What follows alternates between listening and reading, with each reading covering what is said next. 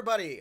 Welcome to the Dead Unicorn. My name is Corey, and today we're playing Dungeons & Dragons. We're playing Spelljammer, which is like Dungeons & Dragons in space, but it's not space, but it is space. It's You have weird. to say it like this. In space. That's Space. that is an old reference. I don't know if people get that reference anymore, Howard. Pigs in I don't know. space. Yeah, not everybody's as old as we Muppets are, are man. all over YouTube. You can still see it. And then you have to do your hands like this.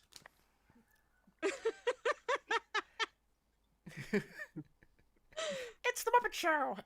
Okay, Such a geek. I want to thank our patrons scrolling the upper right-hand corner for supporting the channel. You guys are awesome. And let's begin with introductions of everybody. My name is Corey. I'm going to be playing a character called Umesh Beetlejuice, who's a pirate. But we'll get to that a little later. Howard is our game master. Howard, take it away. I'm not playing a character. I'm not allowed because DM NPCs are awful. And if You're you pull playing one all for of that them. person- However, well, yeah, I mean, I do. I get to play like millions of people, but none of them are important. You know that I can't drive the story. I don't get to be that guy. Because if I do, then it's a really lame game where y'all get to watch me just talk. And I'll be like, and then you see me defeat the bad guy. Yeah, nobody So- wants that, Howard. Absolutely not. I've And, seen one-man Nobody wants podcasts. to listen to you talk. I like the idea of a one-man podcast, but I have all of you watching me at the same time, like my own personal audience. Maybe let's do that. No, I'm just kidding. But at least let me get the soundboard first, so I can also give myself special effects and I'm All right. kidding. Howard is actually a fantastic storyteller. I just want to give him some crap. She does that. And so I'm going to give her Idea. crap and make her go next and introduce herself while she's doing her own. Fine. I'm okay with that. Okay, I am Sarah, and I play Eudora, who is a heron goat, also known as a rabbit or bunny girl, as you put it last time. And she is a space pirate and a fighter, and she's suffering from a bout of amnesia, so that's kind of interesting. Pick someone, then y'all could just, name the next person you want to torture. I don't like that you put it like that, but okay. Del can go next. All right. My name is Keith. I'm playing Del Starwind, an elf ex-Navy member. He still wears his uniform, though it's a little rattier and more tattered these days. Yeah, he's a trained navigator and helms person. I'll pass this next one off to Spike. Hello, I'm Spike, and I'm playing Kihos, a Gith Yankee, formerly a Gith Yankee knight, and after losing an eye, he's now found himself on this pirate crew. Go ahead and do what. Sorry about that. I'm ready. So if he only has one eye, does that mean he's a Gith Yank? Nice. Nice. I've got to write that one down. It's very complicated. I think with that, we'll let's go over to you. Oh, hi, my name is Brenna. I will be playing a fairy artificer named Tinker. That's as far as I've gotten. Don't judge me. It's all right. We're going to explore Tinker right about now as we begin the game. Tinker, you are sound asleep and you are rocked awake as something has struck the ship that you were inside of. It is a Spelljammer ship called the Weird Hammer. You've been a part of this crew for a while. You know what you're doing. You're assigned to this. You help keep things running. You can hear the captain yelling, all hands, and you hear lots of movement going about. as you are, I'm going to give it to you that you have the presence of mind to grab your normal gear. So I'm not going to say anything on your character sheet gets deleted. Since most of her gear is like tucked into her vest and her work pants, that makes a lot of sense actually, because it just all Right. of the pockets. It has pockets, man. It has pockets. Which became a weird point in the Black Widow movie. No, it's not a weird point. You don't understand the struggle, It's man. not. Women are obsessed with pockets. You don't know, dude. Because we don't get them. I learned how to sew just so that way I can have pockets. You guys get True. to carry a bag. I don't want to carry a bag. I want to No, why should we have to do that? Howard, We want to keep our stuff on us like y'all do. Howard, you don't understand.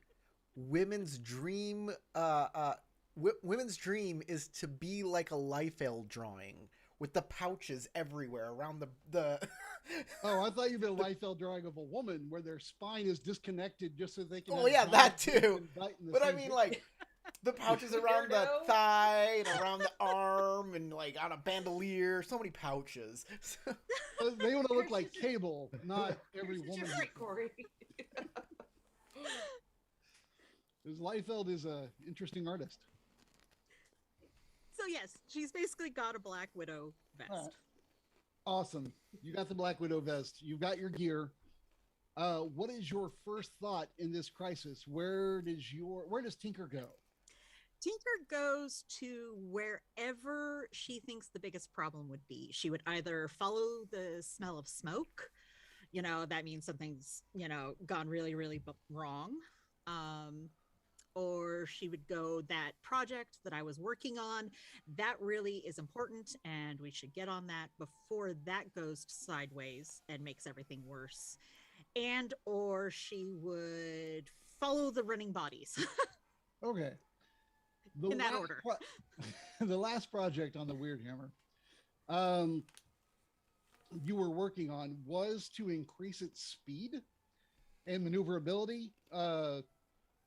That required working on the underside of the ship. One of the fun things about Spelljammer is when you are on a boat in space, when you walk around the side of it, you don't need special gear to climb out. You can literally just walk down the side of it, Wings. Hello. which also helps. So I just want to make it clear to the viewers at home. And also, if you didn't catch that, she has wings. Sorry. But to let you understand that, just to give a general description, this looks kind of like a Spanish galleon, maybe a little bit longer. Normally the masts are not the mainsails are not up when they're traveling through the astral sea because it's not necessary. However, once you enter wild space, what they call basically space, they call it wild space when you are around normal planets. When you are there, they put up the mainsail, which catches, I'm going to guess, space wind, wild wind, large alien farts. I don't know what exactly this is for, but it exists. I'm assuming there's an air that pushes it.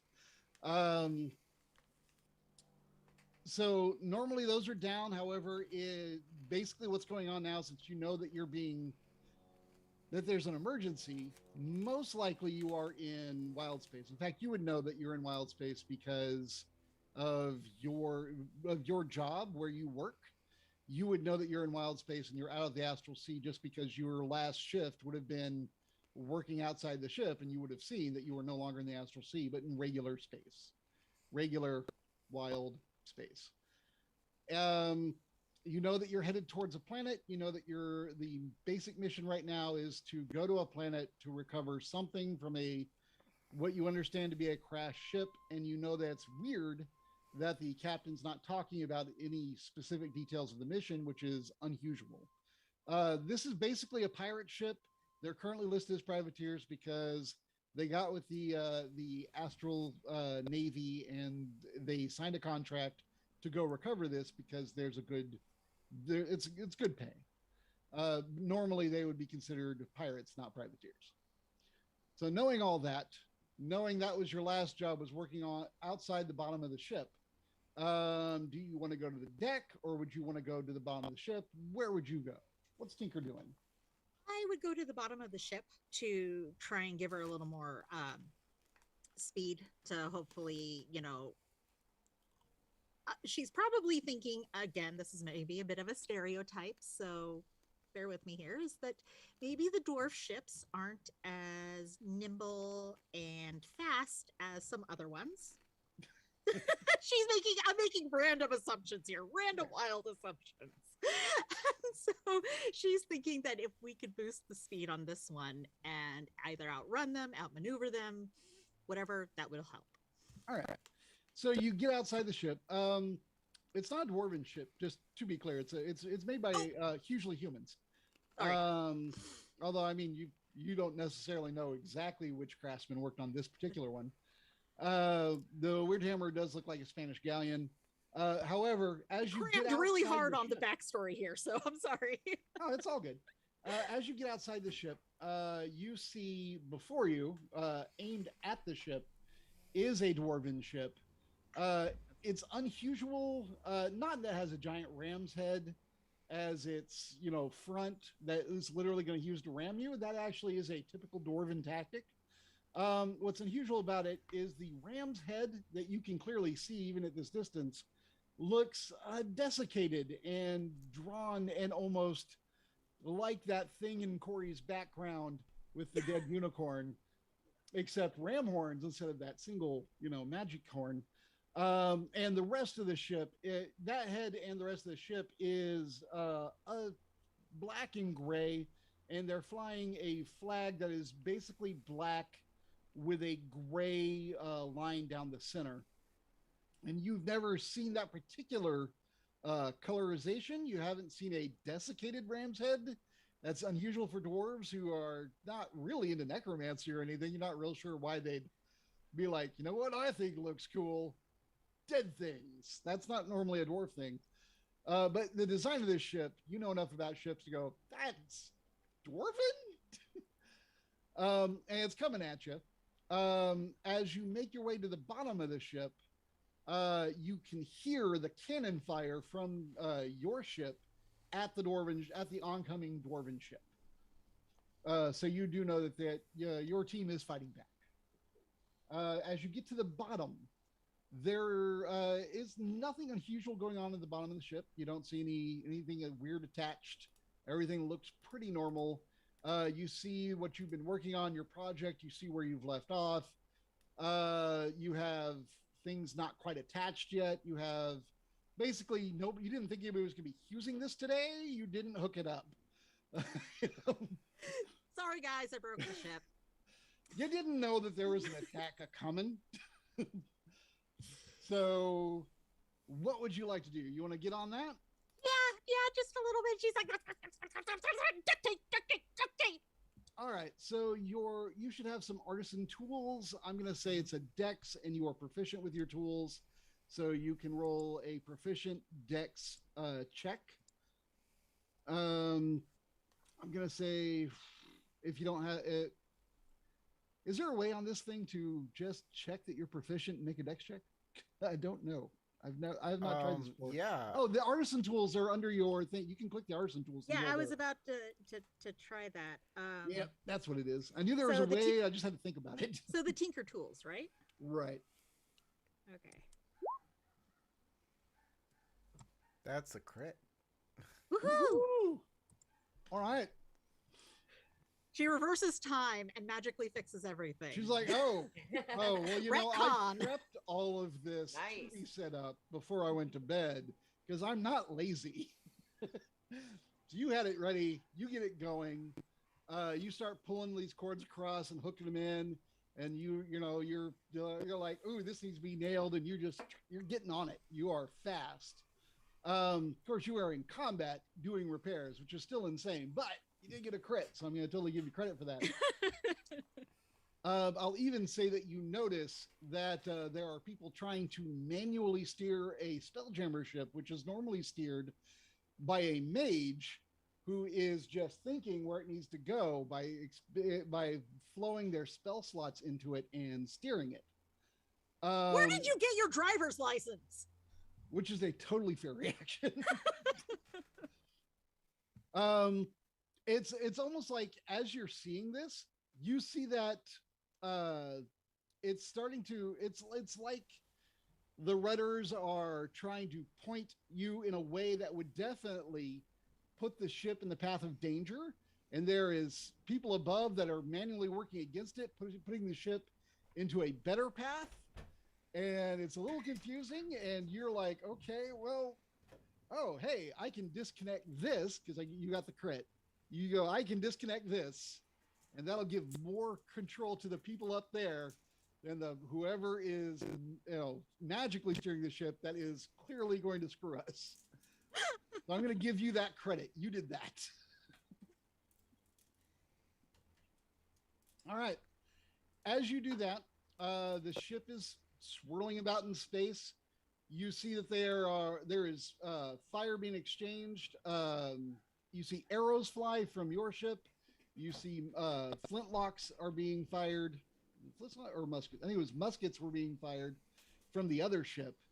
And you hear the captain, who has a flintlock. You hear the flintlock go off because gunfire is loud. I apologize. Just one moment. Hey, Tess. The oven's going off. Your food. All right. Sorry. Parental moment. Got to feed the kids. Kind of important. Only a little. I mean, I do it every day. Do they need to be fed every day? I don't know. Every day? Wow. So demanding. Well, what does that say that my husband just brought me food? Is he feeding the kids? I don't know here. Something else is going on. There. Okay. I don't think that is anything that's going to get us dinged for music. No. That's some pretty old music.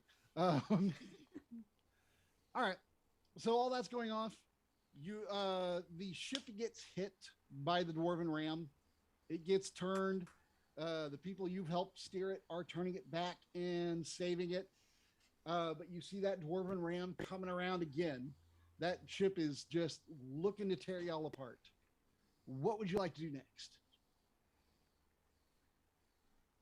We would probably go up and try and figure out what happened to the pilot, because if they're trying to do things that it shouldn't be doing, she'd be trying to figure out what the state of affairs is and if she needs to do maybe anything with the interface to help it work better with the backup pilot. Cool. All right. So you fly up and you see your, fellow crewmates out there fighting against the dwarves and doing what they're doing. And you try to get down to, you actually will fly by the Haringen, who leaps down into the area that the staircase goes down to where the Spelljammer helm is. She is leaping down there after taking her shots with her bow, and then leaping up and firing, and then going back down there so she's not a target. She didn't do that initially, but by the time you get up there, she has got this down. So it looks really cool by the time I get up there. Awesome. By the time you get there, this Haringen pirate is awesome, and you are glad she's on the team. So as you go to open that door, you see that there is it looks like a black liquid that is running up the walls and across the floor and up the chair that this woman, Melina, is sitting in. Melina is your Spelljammer. She's the woman who actually sits there, wears a helm, goes into a trance, and over the course of a day deposits all of her magic into the ship to make it fly. And she's got some tears coming down, like she is struggling. Something's clearly wrong. What do you do? I would probably try and figure out what the black stuff is and if I can try and contain it or neutralize it. All right. You go to analyze it. I'm going to say it's an intelligence check. I will say if you are trained in Arcana, you can make an Arcana check. Otherwise, it's straight intelligence. Ooh, I am. Then do that. Ooh, 23. Oh, look at you. Got the big brains on this girl. She's all brains and wings, guys. The little tiny thing with the biggest brain. All right. So, with an Arcana check, I mean, based on your mechanical knowledge, I'll immediately give it to you. This stuff is viscous, but unnatural. It's not an oil or something that you would just normally use in any to work with. This is something that has formed, and it should not be forming here. It is also growing like at an exponential rate that, like, okay, if I've put oil there, it doesn't multiply in amount. But if something is alive or magical or there has to be some other reason why it would be increasing in amount. And it is getting everywhere. And it looks like it is trying to slide down the walls and up the chair and towards her head. So that's clearly the problem. It's going into her head through that Spelljammer helm. The literal helmet, not the entire room, which is also the helm, which is just more of the fun Spelljammer confusion that it was written into the game. Okay. This is the only thing I have on me that she's hoping might work. She apologizes to Melina and goes, "I'm so sorry." And she calls out, "WD-40!" And this little BB-8 thing, automaton sort of thing, kind of rolls up, just like BB-8. And she goes, points at Melina's head, and is basically going to try and grease Melina's head in the hopes that it will help prevent the black ooze from getting into her. All right. So she's thinking on her feet, and that's all that she has. And Okay. WD-40 stands for Wheeled Lard Drippings, number 40, because she went through that many prototypes. Perfect. All right. So you start greasing her head. It doesn't seem to have it's like this stuff just kind of works around the fluid. It's not enough of a barrier to stop it going in. And she is like doing this and like jerking about left and right, trying to get free of it. As you feel the second impact from the ram, as the ship begins to make huge crack and horrible sounds, you think the ship is splitting apart.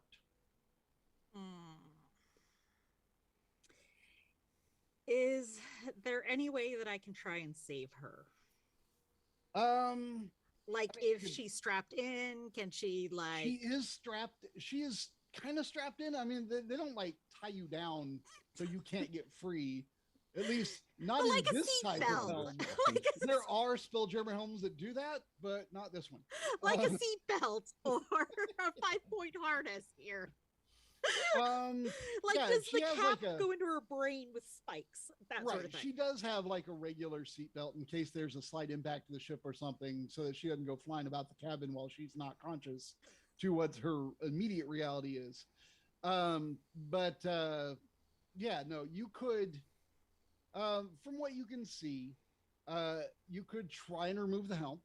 You could unbuckle her seatbelts, just uncouple them basically, and you could, I don't know. Those are the suggestions that come to my mind. If you think of other things, you're more welcome to think of them. I'm not going to list every possible, solution. God no. She'll go for the cap first, try and disengage her from that, and hopefully she can try and save herself. Maybe, I don't know, because at this point she's written off the ship.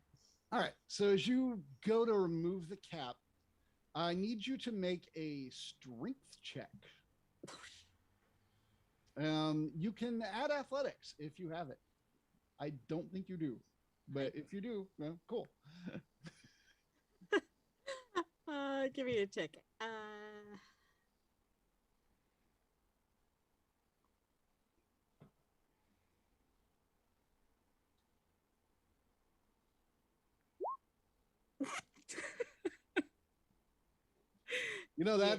That's awesome. All right.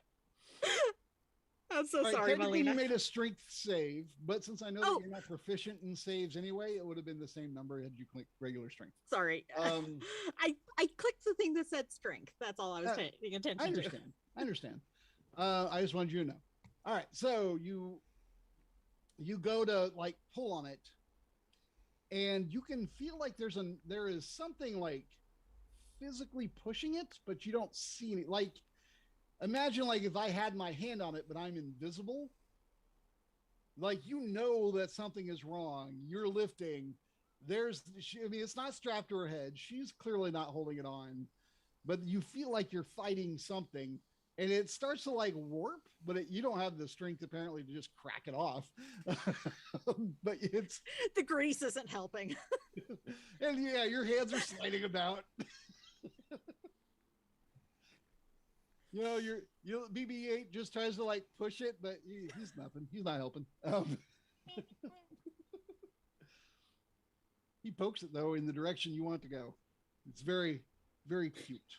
Good boy. All right. Okay. You hear more cracking and rupturing of the hull of the ship. This is whatever's happening is this is all going very bad. This is not the way you ever want to wake up.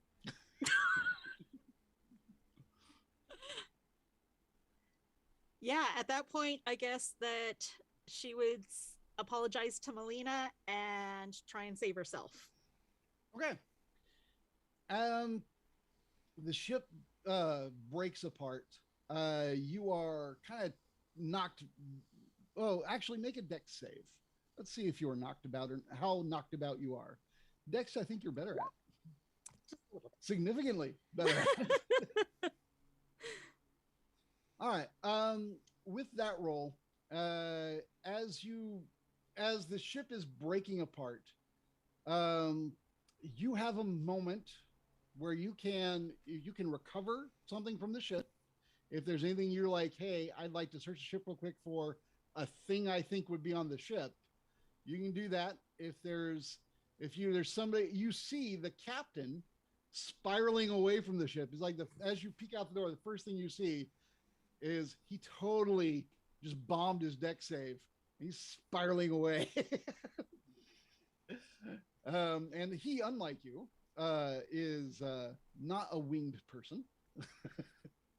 You do see that there is an oncoming planet, which means there's a place to land. And there's no like re-entry issue in wild space. That's not a thing. This is fantasy. We don't worry about all that. Because D&D said we don't have to. But you do have to worry about landing, and you're pretty sure the captain ain't surviving that fall. Because, that's a lot. No. Definitely so not strong enough. you can try and save the captain. You can try and recover something. If there's something else you'd like to do, let me know what it is. At this point, she's going to grab WD-40 and basically maybe grab whatever and Melina she is still can. on the ship, but Yeah, she's gonna probably grab whatever she can that she thinks might be useful. Ends up with maybe a random wrench. make an investigation check as you quickly look for something useful. I guess a perception or investigation, whichever's higher. I'll allow either one. Investigation's higher, so and I still get that. Well, all right. Well, I'll give it to you. You had a great save. You had plenty of time to look around before the ship was completely destroyed. I will say that you see that the dwarves on their ship are looking over the ship. They have nets. Some of them are like on the edge of their ship with nets looking. It looks like they are looking to capture crew members, and they do capture some. You see that others are armed with muskets, which will definitely put a damper on your day. These guys look very pale, and their eyes look almost like their pupils are so large they're black, or I forget the name of it, whatever you call the colored part of your eye that determines if you're blue-eyed or whatever. The iris. Iris. There you go. The iris is almost black as well. So you're like, are they have, is it giant people? No, it looks like they have very dark irises. These are some very dark looking dwarves. They look weird. You haven't seen this particular flavor of dwarf before. Um, and they are coming to scavenge this ship, to salvage whatever they can. It looks like this is a direct attack. You don't know if it was just that they go around popping every ship, or if it was, this ship in particular they wanted. But you see them, and you also you can grab some regular tools if you like. You can grab a I can't think of any cool nautical stuff, or I would say it. There's a pin you can grab that's actually super useful, and I can't remember the name of it. It's in like I think it's actually for anyone that has the pirate or the sailor background. I think it's free in their inventory anyway. Laying pin. That's the one. Says the Navy guy. We got a real naval guy here to make me look dumb. All right, so yeah, you can grab one of those. You can grab whatever tools you want. Sorry, you didn't roll super high. I can't give you like anything too awesome, but I can tell you that you definitely saw that as you were looking around. You looked up and you saw that ship coming at you. And you're like, and you can start flitting down to the planet. You do see that this ship doesn't look like there's anything on it that you'd want to keep standing on for any length of time, because the bits are falling to the planet. Specifically into the water, but you do see a coastline that you can flit towards easily, rather than crash in the ocean.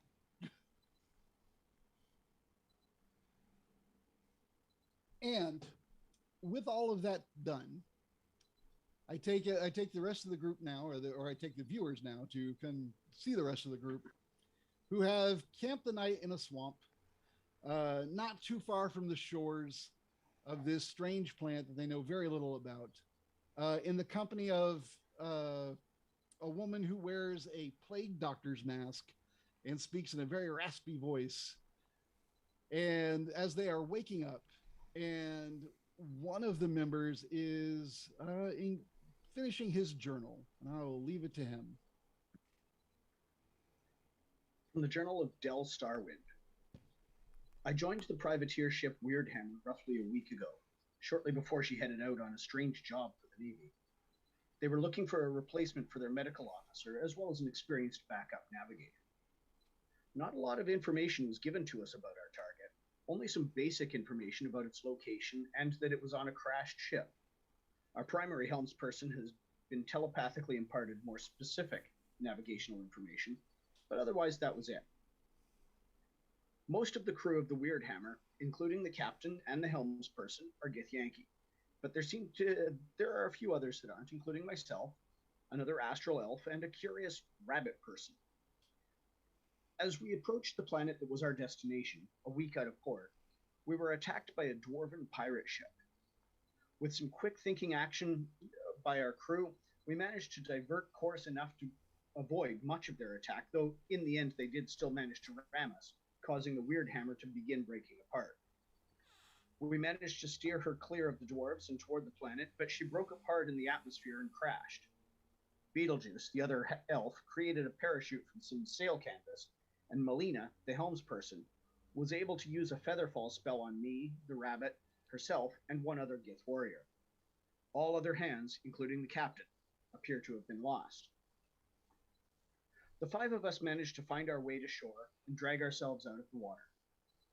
Once we were all on land, we discussed our situation and decided that continuing the mission was our best course of action, as we might be able to use the crashed ship to get ourselves off planet.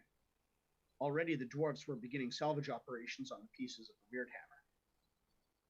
As we headed into the trees 100 yards from the shoreline, Melina directed us roughly westward. She explained as we walked during the attack, it had felt as though her mind had somehow been seized, forcing her to direct our ship in a way that would make the attack easier, but that something, presumably our crew's actions, had managed to divert us away from them after all. Kihos, the other Gith with us, confirmed that he had also felt an evil presence, some kind of powerful undead aboard the pirate ship. Traveling deeper into the woods, the ground began to get swampier, and as we saw the trail of some huge legged snake creature. Deciding we wanted to avoid any such beast, we decided to try and find a safe spot to set camp for the rest of the night so we could dry ourselves and get rested before continuing our journey. During the third watch, Eudora, the rabbit woman, noticed a shadowy figure sitting among the trees, watching our camp. Calling out to the figure and drawing her bow, she demanded to know who this figure was. Her shouts awoke the rest of us, and we all readied ourselves for action. After some tense conversation in a language I was later told was primordial, we all relaxed and managed to convince the figure, a heavily robed woman in a plague mask, to not only give us some limited intelligence on our route, but to also serve as a guide through the swamp. Money was exchanged, and we finished our sleep until morning. And as you're finishing your log, the plague doctor, mask, and robed woman approaches you and goes, finishing a shopping list there? Need things? I can get you things. And she holds her hand out, as she has now become accustomed, expecting to get payment. I think we're fine, thanks. You can almost see the disappointment in the mask. I'd like to just point out for a second that a weird legged snake, there's a name for a legged snake. I think it's Snakelander. Yeah, that's it. That's the word for a Snakealander. That's the one. Snakelander. Yeah, it's got to be. What else could a legged snake be? I have no idea. All right. Well, you know, he may not be trained in survival like you, Mr. Ranger. Ironic that I'm a druid. Yeah. Or nature, apparently. I'm used to being out in space and studying stars. You know, I don't know what a crocodile looks like. You know, if any druid could get away with not knowing nature, it's the one who literally only ever looks up. All right. So she looks kind of disappointed. Melina is waking up and she's brushing out her hair and going, what is this goo? Oh, hey, she's like freaking something out of her hair, which y'all noticed yesterday, but were kind enough not to point out. It smells kind of like bacon.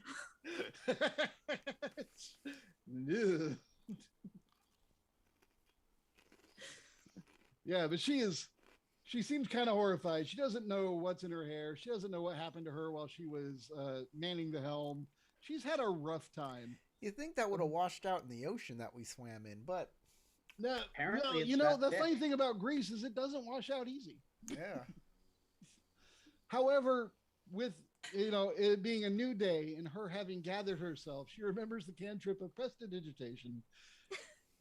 Goes like this, and there's like almost a glitter in the air as her hair fixes itself. All better. Because I'm not giving your NPC super useful spells. Haha. I don't know, Featherfall is super useful. Well, okay, that one. But you know what? Lots of people carry Featherfall on ships that go through the air. For that reason. All right. What would you like to do? Today is yours, everybody but Tinker. I'll get to you. I'd like to get Bill going. Starwin, have you seen Beetlejuice? Yeah, he's right around. I think he was just over here. Beetlejuice? Are you? 2 more times. Are we gonna do this? Okay. I was just checking the traps to see if we got any meat. What do you need? Any luck? Well, I was a little hungry. I was seeing if you caught anything. I'll get right back to that. Thank you. You doing okay? I mean, circumstances being what they are. I have no idea what kind of small game are around here. So Actually, I will give you this, Ramesh, Beetlejuice. because of your survival abilities and the fact that you're a ranger, although I don't think you're an outlander, which is the one that actually lets you auto get food every day. Yeah, yeah. Uh, you'll notice that small game in this area is slightly more adept at hiding than normal, but you do see the occasional traces, which you are able to piece together fairly quickly. That just means that there's probably more larger to mid-range to larger predators about. So it's not that they're not there. They're just, in order to have survived, they have evolved or been magically created, or however you want to put it, to just be really good at hiding, which just meant you had to adjust how you did your traps. All right. Do I need to make a survival roll? Yeah, if you want to have some game, sure. Sure. We'll Have hit some that game in this button. game. Get some game going. Yeah, gamer. I made a fair 15. 15. Good. All right. With a 15, yeah, you can have caught breakfast already if you'd like to describe it. I'll let you just go with it. It's an alien planet. Have fun. Okay. Sure. I caught a snake with legs, or a leg with snakes, maybe. No, A leg with snakes. It's one leg, multiple snakes. Very creepy. That's the worst Medusa I've ever seen. Feminist Medusa. yeah, I probably would have caught some lizard creatures, and I'm preparing them to prepare them for breakfast. I'm not the cook, but I usually, put a stick up through them and put them next to a fire. They'll cook up nice. All right. So you all see something. It looks vaguely reptilian, with 6 legs, like reptiles have. And it has a set of eyes, and then a second set of eyes slightly behind it, and an impressive fan of ridges, just going down its back. A frill. That's what they're called. Ooh, neat, says the ranger, because he knows stuff. Um, and he has provided enough for a decent breakfast for all of you, which doesn't smell awful. It doesn't smell like mom's home cooking, but it is definitely something that will sustain you. I do get a proficiency every morning, and I need to tell you what my proficiency will be today. Okay. And I'll go with like a. I don't know what we're gonna find around here. So I think I'll get a proficiency in. I don't know, lockpicking, like thieves' tools kind of stuff. Okay. Yeah, you can take the thieves' tools. Sure. I like the idea that every morning, for no reason, you always say sleight of hand, and I'm gonna go sit next to Dell. We get 2, not a skill, a proficiency. We get 2 actually. You get 2. Yep, for the astral trance. So I guess the other one, since there might be like sand sail barges or anything, I'll get land vehicles. Okay. What about- Interesting. So What about you, as Del? you What are you in taking your for the trance, day? you're like, don't know what's going on in this place. Maybe there's things that are locked. Maybe there's some land vehicles, and you pull that from your ancestors, and I like it. It's awesome. What about you, Del? What you taking? I think I'll take. Oh no, I've already got survival. That's a skill. You got to take proficiency, like a weapon or tool proficiency, I believe. Let's see here. Trans proficiencies. You gain 2 proficiencies, each one with a weapon or a tool of your choice. Okay, so Guns, always guns. There's no guns here. There could be. I'll go with healer's kit Nice. and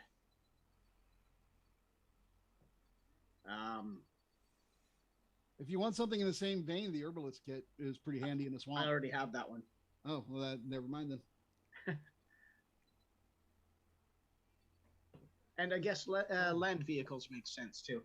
It does. And you find 2 El Caminos. Great, we tie horses to them. And get in, and whip the horses. Go, go. We named the horses Ford Mustang. The Gith Yankee also has an astral knowledge feature. So I will take proficiency in history because of the desert, feeling like that, and I think we'll go with navigator's tools. All right. Wow, this is gonna make it complicated with these characters that can just choose stuff every day. Oh, well, then in that case, Melina's going to get out the disguise kit and fix her makeup. She looks fantastic.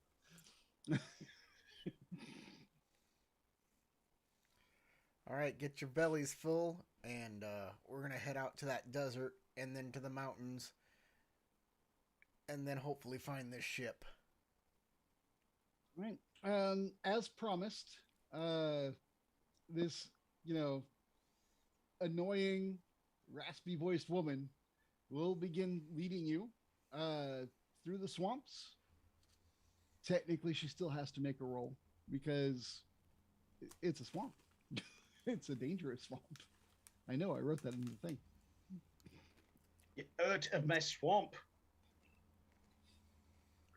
Sorry, terrible Shrek impression.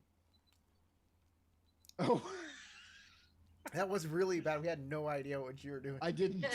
I feel bad. I'm sorry. I was trying to mock you. It's okay. I have a saying. If it were a good joke, it wouldn't be mine. Nice. I have a Shrek impression. Uh-huh. Donkey, I am an onion. I work with too many Frenchmen. What can I say?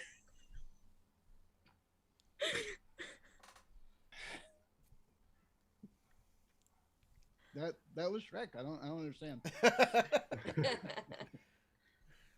Spot on. All right, so she's able to lead you through. Do you all have any questions for her? Do you ask her anything, or is she just quietly plodding along, pointing things out? Snake there, don't touch it. I'm kind of. That's a hole. Don't step there. I'm kind of keeping an eye on where we're going. How, navigationally speaking. So watching for landmarks, watching the sky, so on and so forth. All right. From where you all landed initially, I think y'all figured out that you're basically headed westward across this piece of land. You don't know much about this entire planet. But based on the location of the sun, which it only has one, conveniently, makes it a little easier to navigate and less work for the DM to keep in mind. As she's guiding you, it looks like it's I would say kind of a southwesterly direction. She doesn't seem to make mention of the direction she's taking you. She just, like I say, will point out, don't touch that. That's dangerous. That tree will eat you. As she keeps going, unless you question her on it, she's just going to keep doing that until about noon, in which case she's going to stop because, lunch. I also want to check in with Melina as to how on track we are towards our target in the path that she's taking us. Well, to be honest with you, like I said, they gave me the images of where we're going, and so that I could guide the ship there. But I've never been there.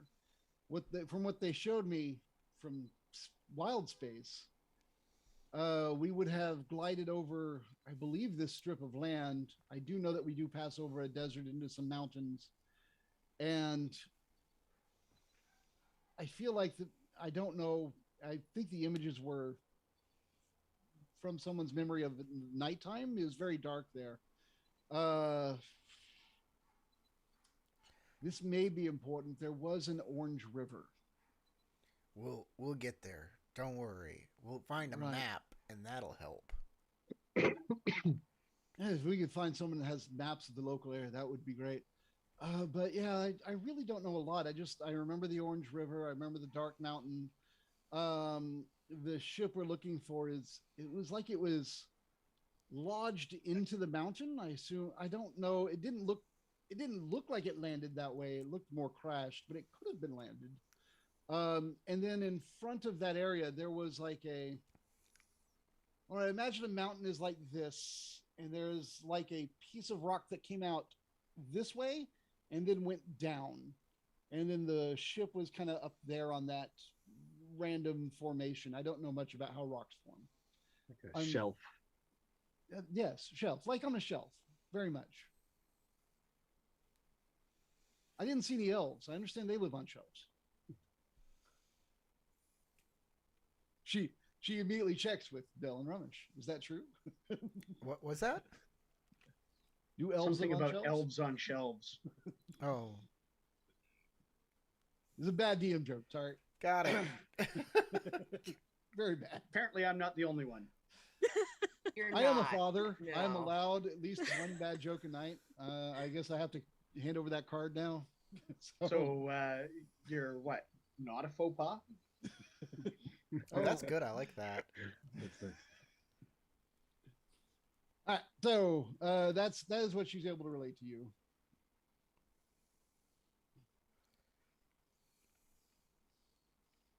Okay, then. Anybody else? I'm hoping that wherever this lady over here leads us, Chara, yeah, that's her name. Wherever Chara leads us, this extra guy, this next person, or wherever that person lives, they have map makers. That's my hope. I think it's a good one. Other than that, we'll just take another guide to get across this desert. All right. It's about noon. Y'all are starting to feel the rumbles in your bellies as you have been trudging through just this. It's not all mud. She actually is pretty good at traversing this land. She can tell you where the more solid spots are to walk on, but it's still not like an easy walk. So you're starting to feel a little bit wary. All right. And at about that point, I'm going to cut over to Tinker. Tinker, I need you to start this by making a Constitution saving throw. Because I'm mean. He is Part of the so job mean. district is part of the job description. It is. It honestly is. 16. All right. With a 16, you do not succumb to exhaustion, but it is a long flight down to the planet. So you have the wherewithal to be like, all right, so I'm just gonna free fall for a little, and then I'll soar, and then I'll glide, and then, whew, it's still exhausting because you don't want to build up too much speed and then throw your wings out because that's also exhausting to try and like slow down again. But you're able to like measure it out and slow yourself down. You land. It is by the time you land, you had a couple hours till night. You're in the middle of a swamp because you chose not to land in the ocean. The place looks not great. And also, if in case you aren't completely aware, you probably are. Fairies' natural speed in flight is actually no faster than their walking speed. So here you are, just Yep. kind of here. I had to walk all the way here. You don't understand. I walked from space. Effectively, same difference. Yeah, she's gonna curl up and take a nap. She's gonna be Alright. like, here's a nice little rock to crawl under for safety, so that way no birds try and eat her. I hate to be mean, but I feel like I have to be a little mean and ask you to make a survival check on finding yourself a safe spot to cram yourself for the night. Can I even roll that if I don't have it? You can roll it, absolutely. You Okay. just don't have your It proficiency. just qualifies as a wisdom check. Yeah. It'll be the same when you click survival. It'll be the same as making a wisdom. All right, so a 4 is a fail. Basically, you find a place and you feel like it's good, and you curl up and you're like, all right, I know I don't want to be on the ground because it's wet and gross, and there are things that live on the ground. I'm gonna curl up on this. There's some branches over here. I'm gonna curl up over here on a branch next to the tree. It looks pretty solid, and it's not quite wide enough, but it's almost wide enough. You feel like you can fall asleep here. And then after you've fallen asleep, there's a crack sound, which immediately is you tumbling to the ground. You can make a quick dex check or dex save because you weren't expecting it. And face plant. She's just like, this is my life now, and goes back to sleep where she fell. All right, so it's just 2 hit points of damage. You'll survive. And you're like, this sucks. And as you look up, it's this weirdest creature you've seen. It looks kind of like some sort of a snake with legs. But thankfully not a leg with snakes.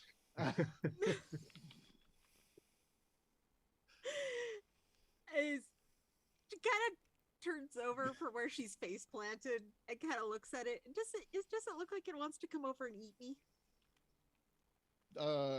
Animal handling? What is that called? I think it's called animal handling. Animal handling. Yeah. 18. Woohoo! Nailed it. With that, you can see that it's hungry, and it's trying to decide whether or not it can destroy you in a fair fight. This is also with an 18. I'll also give you that this thing, based on its size and shape, it's not full grown. It is, however, your size. I can take it. No. It's sort of like, oh, this is a baby horrible creature with lots and lots of teeth that looks hungry. It's called. You have this one moment to try and make an impression on it to keep it from wanting to eat you, or you can try and escape. Your choice, or you can just fight it. It's called, guys. It's called a Snakelander. She's going to try and intimidate it by looking big and fierce and taking a couple of tools and going ooga booga booga. Spread the wings. Look big. Look big. I hate that. Yep. It worked. You Why are not? terrifying. I am fierce. Fear me. However, it's something about the glint of the light off of your wings. It just reflects some color that just enrages the beast. It's like waving a red flag. Pretty much, yeah. You wave the red flag in front of the bull, going, "That'll scare him." And he definitely reacts. He's going to leap at you. We can both roll initiative because you're not, unaware. Where does my initiative live? Top center. middle. Yeah. Ah, there it is. He's a BB. He's a BB who's faster than you. You wanted to send. Okay, it's telling me you wanted to send the result of this roll to the turn tracker. Oh, but don't no- worry about that. We don't have tokens on a map, so that doesn't matter. Okay. All right, but yeah, your thing was a 6, and I rolled a 13. So sorry, I really am. And he's gonna snap at you because that's what he's gonna do. It makes sense to him. Does a 15 hit you? No. Hey. AC 16. Like I don't want to kill anybody. Yeah, He might happen. tried really hard last game. Don't believe him. I wasn't. The dwarves were trying. You were I so always- close. So I close. I always had root one for hit the player. point. Did Okay. try and go after you there? I mostly root for the players. Mostly. I realized what I said, and I was like, well, it's not entirely accurate, is it? But it is now your turn. He snaps at you, does not effectively get through your armor, but you can feel it. Like, he definitely wanted to harm you. Okay. He's looking at you as prey. Big old chicken wing prey. She whips out her monkey wrench, which I figured would be equivalent to a club. Okay. So That's that's fine. You roll your club attack. wait. Oh no. All right. So he snaps at you, you swing at him. We do it again. Round 2, fight.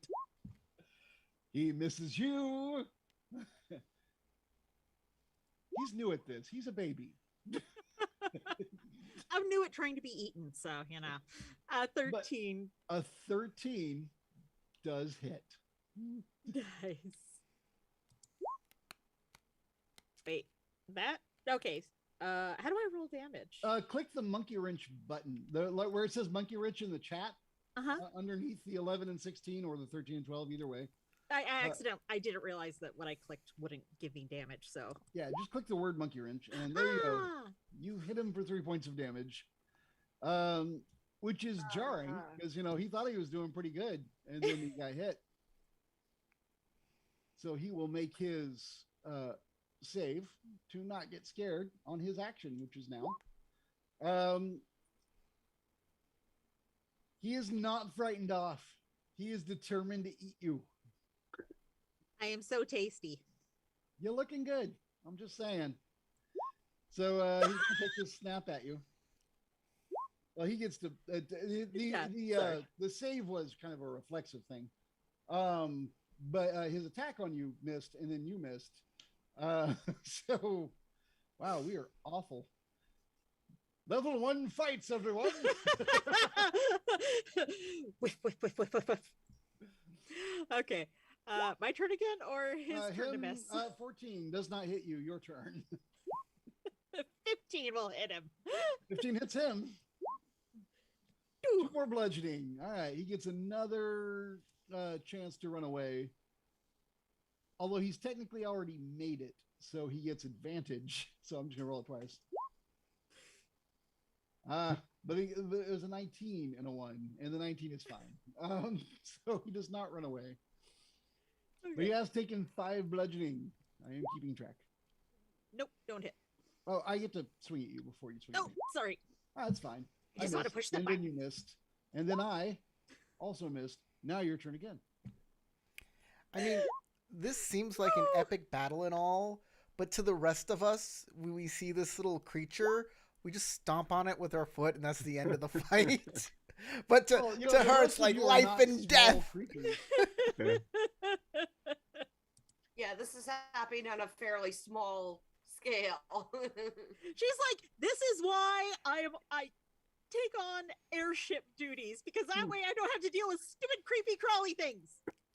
Instead, it's just Bilge Rats. If we recut this all later, Bilge Rats. It'll be with some epic music. They're the amazing fight music. And just little tiny shrieks. I can see the animated version now. I love that you actually hit me for 0 damage. Well, I thought that you could only do a minimum of 1 damage. I believe the minimum of 1 roll still exists, and I'm going to go with it. And if it doesn't exist, I feel like it should. Because I played plenty of older editions, and minimum of 1, it should be a thing. So, all right, you did 1 more point. I don't feel at this point that's enough to make him. He already has advantage. I don't think he's going to run from that. He's going to snap at you.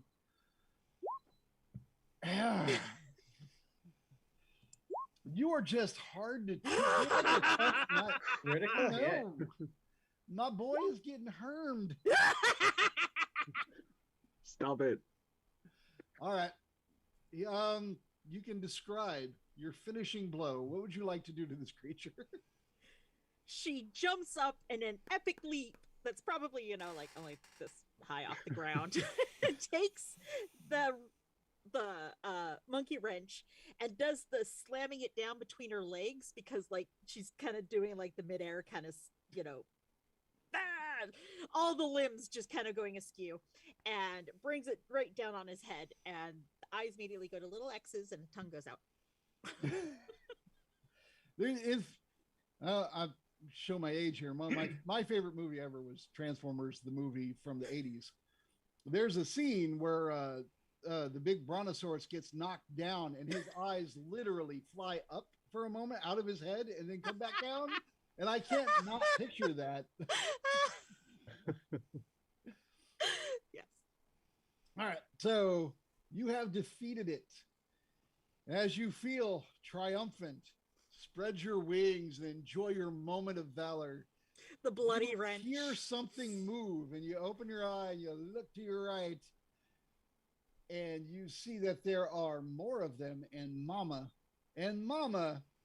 is not, was you are a small creature. Mama is not a medium-sized creature.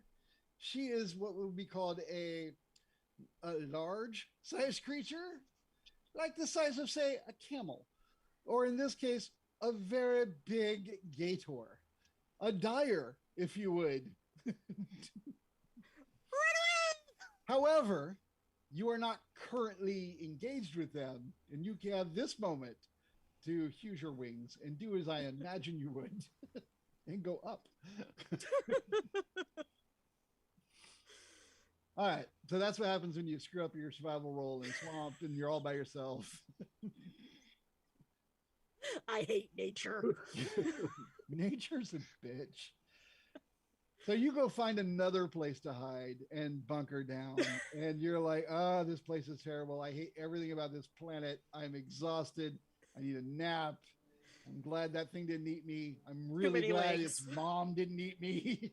Too many legs.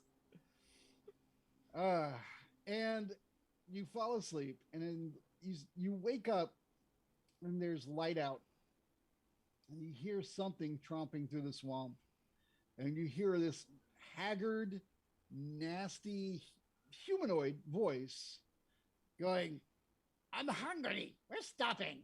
I'm gonna eat." She yells out, "Don't eat me! What? You heard me!" As you look out, closest to you, leading this group, is a form of a humanoid, medium size, maybe about less than 6 foot, probably like 5'6", 5'7" at most. Kind of hunched over, like almost like a blanket-like cloth over her, with a hood, not unlike mine, but also a plague doctor mask, all black. And the nose like angles towards you because you spoke. And behind this creature, you see people you recognize. It's up to y'all how well you knew each other, but you see Rumish and Dell and Tinker and Quijos and Eudora. No, sorry, not Tinker. That's you. I was reading over the names on my screen. You see yourself. It's horrifying. What is going on in this crazy world? Oh, and Melina. Melina, you're alive! I didn't kill you. I'm glad. Melina looks a little surprised, like, because if you'll remember that entire thing, she never opened her eyes and looked at you. So she's like puzzled, like question marks form above her head. She has a quest. No, when you have a question mark, never mind. She begins rapid fire, like high pitch, recapping what happened at. I'm really sorry about the grease. Oh, hey. She reaches up to her hair, which is now clean. And it's like, oh. Oh, hey, it's the Sprite. Fairy! Yeah, that's what I said. I'm not What did you do to my ship? What did I do to your ship? Everything was fine until all of you came along. Yeah. Oh, yours. Well then, great. If it just pays, it can come with. The plague doctor masked woman comes towards you with her hand out, expecting something. She takes out a little ball bearing and throws it, and it goes pink off the mask. Don't upset her. Hey, hey, hey. She's gonna make a quick check to see if she can grab it. Because she likes money.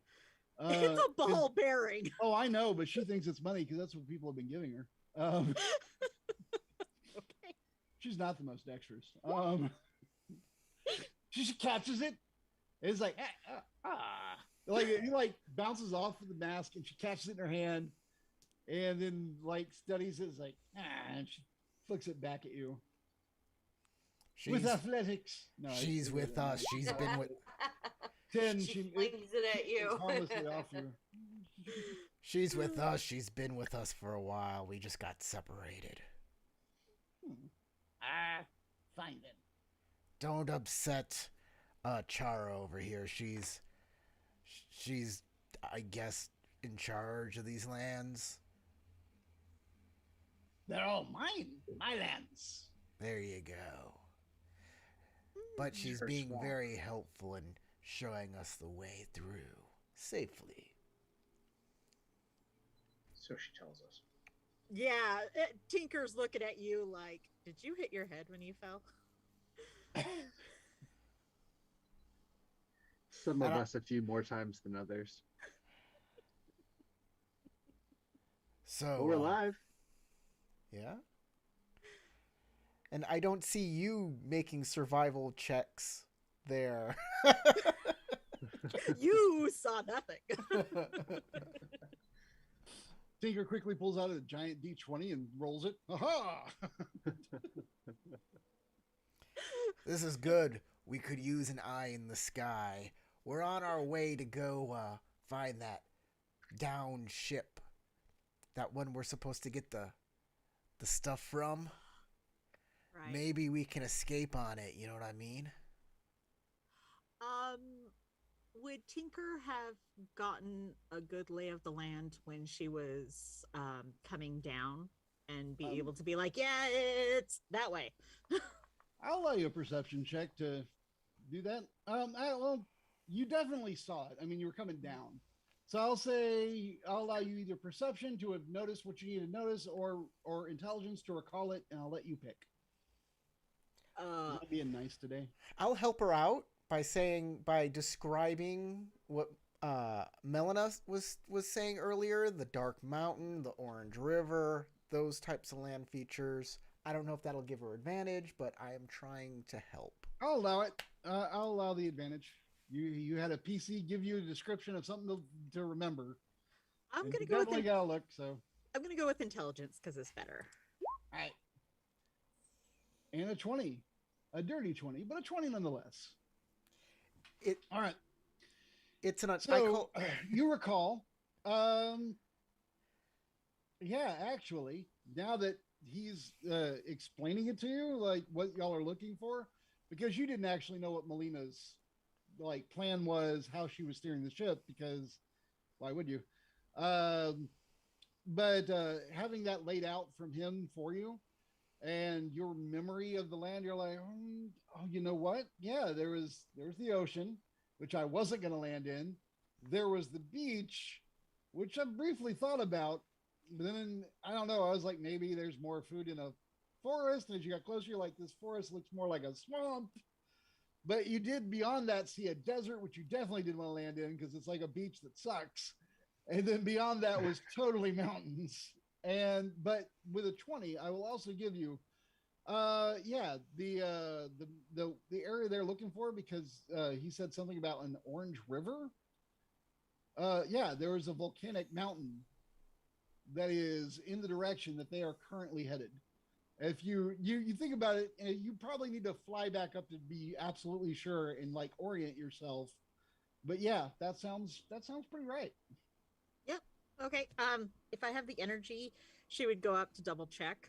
But would be otherwise like it's definitely that way. So if that matches up with what creepy bird woman was saying, then she's like, okay, maybe she's not, Well, it completely- matches up with what Rummish said, and it looks like the creepy bird woman is leading them in the right direction. Okay. By the way, I call those dirty 20s, I call them dark side 20s because the dark side is a path that leads to many things people would call unnatural. There you go. Dark side 20s. Good, do it. All right. So hey, parties together. Boom. Nailed it. Excellent. Seamless. No problems. Well, we're heading the right direction. Things are looking up comparatively to where we were yesterday. Oh, Tinker, one other thing you would have noticed because you did get that 20. There is a settlement that was beyond where you were willing to fly because you were getting tired as you were coming low enough to go, oh, I think there's people that way.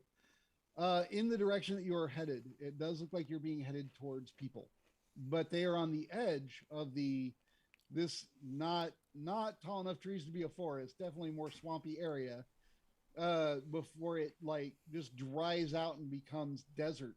And also the deserts and both the desert and the beach were red sand, which is something you could have noticed because it was still daytime when you were coming down.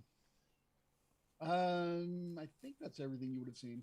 So yeah, there is a settlement in the direction you're headed. It looks like it would look like wooden buildings from a distance. I mean, like it doesn't look like a major metropolis. More like just a small, nobody caresville. Smallville. That's a good word for it. I'll use that. No one's ever thought of that one before. I'll share this with the rest of the class if they didn't already know. If I recall correctly, she only told you that she knew where you could find another guide to take you across the desert. That's I don't right. think she actually said you were headed for a settlement. No, but it makes sense that we would find a guide at a settlement. It does. It all kind of just pieces right together very, very smoothly. All right. So y'all have your lunch. I don't think anyone needed the short rest, but if you did, you got it. Group is together. You begin your slow march to the swamp. As we have Beetlejuice, who is a ranger. Is anyone out? We don't have any Outlanders. We do have a ranger, and we also have a guide who is familiar with the land. So rather than have the NPCs roll for everything, I'm gonna give advantage to Rumish, as she knows the land and is leading you in the right direction, to continue forward and not get in trouble with the local wildlife and whatnot as you go through the swamps. So I have advantage to do what? Make a survival check to Got get it. y'all through this. Unless somebody else would like to lead, it just seemed like the ranger would be the natural choice. All right, and with advantage, you got an 18. So you do notice that she does seem to really know the land. She's really not. At the very least, she's not bullshitting you about that much. She definitely travels around here. You get the impression that actually this particular route she probably travels, where this settlement she's going to, is somewhere she has been before. As the day drags on, there are only a couple times where you see a danger that she doesn't first point out. You don't get the impression that she was like purposely keeping it with that roll. It's more of a, oh, she didn't notice this. Hey, those are tracks from some large mammal. Maybe we should like stay to the left here. That type of thing. But you don't really feel like she's bullshitting you. She doesn't seem to be devious yet. Yeah. I always like to say yet because makes it more fun. As the day drags on, though, you will also notice, because you're a survivally guy, you're attuned to the weather. The weather started getting rough. The clouds become Tiny ship was tossed. Yes, the tiny ship was tossed earlier. But the sky becomes fairly overcast, and a fog is starting to roll in, at which point she becomes very tense and starts saying, you should all get down. We need to get down and off the roads. And she starts like looking, with your survival check of 18, you get that she is looking for a place to like hunker down the way you might if you were in the middle of a sandstorm. Like you just want to just like find a place to just get down and not move. Guys, we need to find some shelter half fast, an hour to an apparently. hour, and hope that crap passes, whatever it is. You know what she's doing. You could probably do it better. I tell everybody, guys, we need to find some shelter fast. Okay. I don't know. Should I make a survival roll to try and help us find something? Sure. You can either you and Rumish can either both roll, or one of you can take advantage. I don't care how y'all decide. I'll let you go this time, and you can have advantage. I'll help you. Advantage. All right. 1 sec.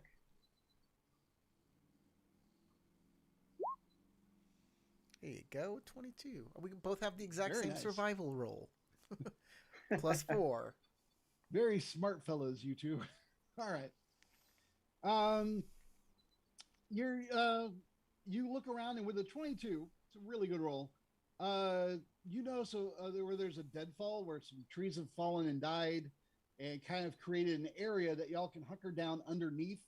Not unlike the beginning of Lord of the Rings, when all the hobbits are hidden under that one area. The bad guys are looking over, going, "Where'd they go? I sense them nearby."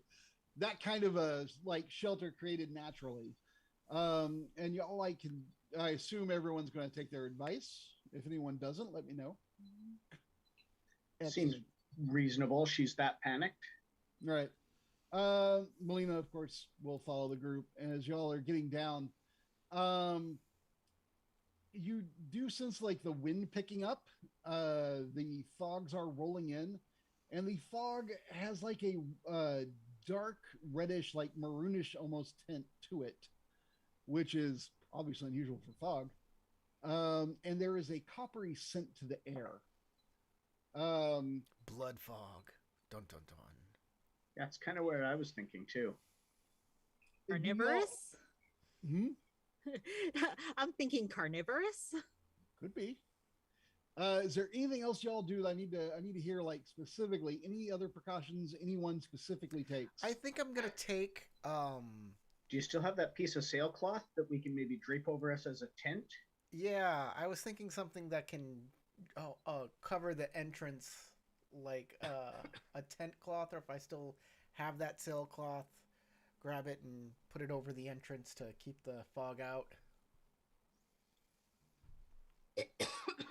Does If anyone has a cloak, I'm hiding underneath the cloak. I forget what's all in the explorer's pack. Oh yeah, I don't. We have gear, remember. guys. I mean, We do. not How the big only- are you, Tinker? 2 feet tall. Okay. She's very conveniently small. I do have 10 pythons. I can spell them, I can't pronounce them. So if need be, those can be used to probably stake down corners of the sailcloth. All right, so the explorer's pack does have a bedroll, a mess kit, a tinderbox, 10 torches, 10 rations, water skin, hemp, and rope. I'm reading the same thing right now too. Yeah, I found that. Okay. So yeah, if you've still got that chunk of sailcloth that you used as a parachute, though. That's a question. Do I still have that, Howard? If you'd like to. Sure. Yeah. I'll It would grab have been that. a good tent for you anyway. I'll grab that and I'll put that up, and I'll use the pittons to nail it into the tree. So we'll make For you, they're probably like pins. Yeah. That's a pretty big, heavy canvasy cloth. So just so you know, that's 5 pounds of weight. But Okay. yeah, you can totally have it. Sure. I'll put it on my equipment list. Tarp. Heavy canvas, 5 pounds, and I'm still underweight. I'm good. Excellent. All right. Make a survival check for this impromptu shelter. Okay. And was anyone helping him? I think someone was. Dell? Yeah, I think I was. Yeah.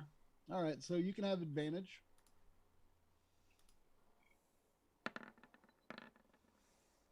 Boom. Oh yeah. Airtight seal, Nice. baby. No advantage needed, sir. Although even the advantage roll was a decent one.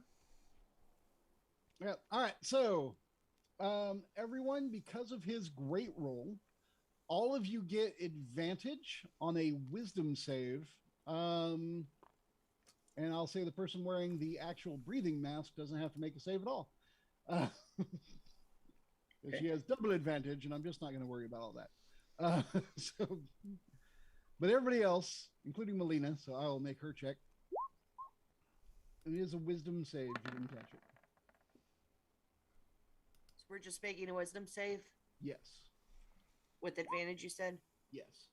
How do I apply advantage within the program, or do I just? You can either roll it twice, or there is a button for advantage on your character Well, sheet towards the top. You are All on. of your rolls have been Twice. showing both anyway, so if you just Yeah. roll you already the way have it it. is. That's Oh, true, you already that's what have it that. was doing. I was like, what the frick is it doing? Yeah, I was just taking the one on the left, which I don't care if y'all leave advantage on all the time, because I'll always take the one on the left if you don't have advantage or disadvantage. So Okay. if you want to change that, on your character sheet where it says core, bio, spells, and gear, click the little gear icon, and in the left column there's something that says advantage, always roll advantage, and you can click that and move it to advantage toggle. And then three more little buttons will appear that say advantage, normal, and disadvantage. I set mine so that it questions me every time, and then I can. Yeah, you can do query advantage too if you want to do that. You know what, Keith? I question you every time anyway. And that's You are a reasonable. wise You man. should. And Yes, one other you thing, definitely should. when we actually do maps and stuff, one other thing we should all do is in the upper right-hand corner where the chat box is, there's another gear icon. If you click that and go to, I believe, dice options, you should click to have your 3D dice enabled and automatically roll your 3D dice. That way, when you roll it, you'll see your dice roll out on the screen, all 3D style. When we get there. All right. So now that's all done, y'all had advantage. Go ahead and tell me what y'all rolled, because I don't want to have to look through all of it. I got an 11. 17. We're all going to say it at once, but that way. All right. Dell got an 11. I heard that. 17. Okay. I got a 20. No, I got a 21. 21. All right. Kios? Nat 20 for 22. Nice. All right. I'm missing one.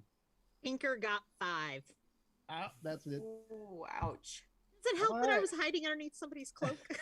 Hey, well, you had advantage. There's only so much I can give you. There's no such thing as double advantage. You just get advantage once. I agree. There's Unless one you have a advantage, yeah. specific piece of equipment that says you can actually ignore this, which only one person here does. So we had actually 3 fails.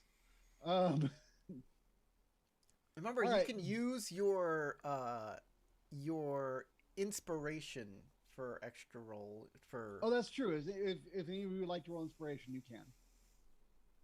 NPCs are not inspired, as I don't like them. We have an inspiration.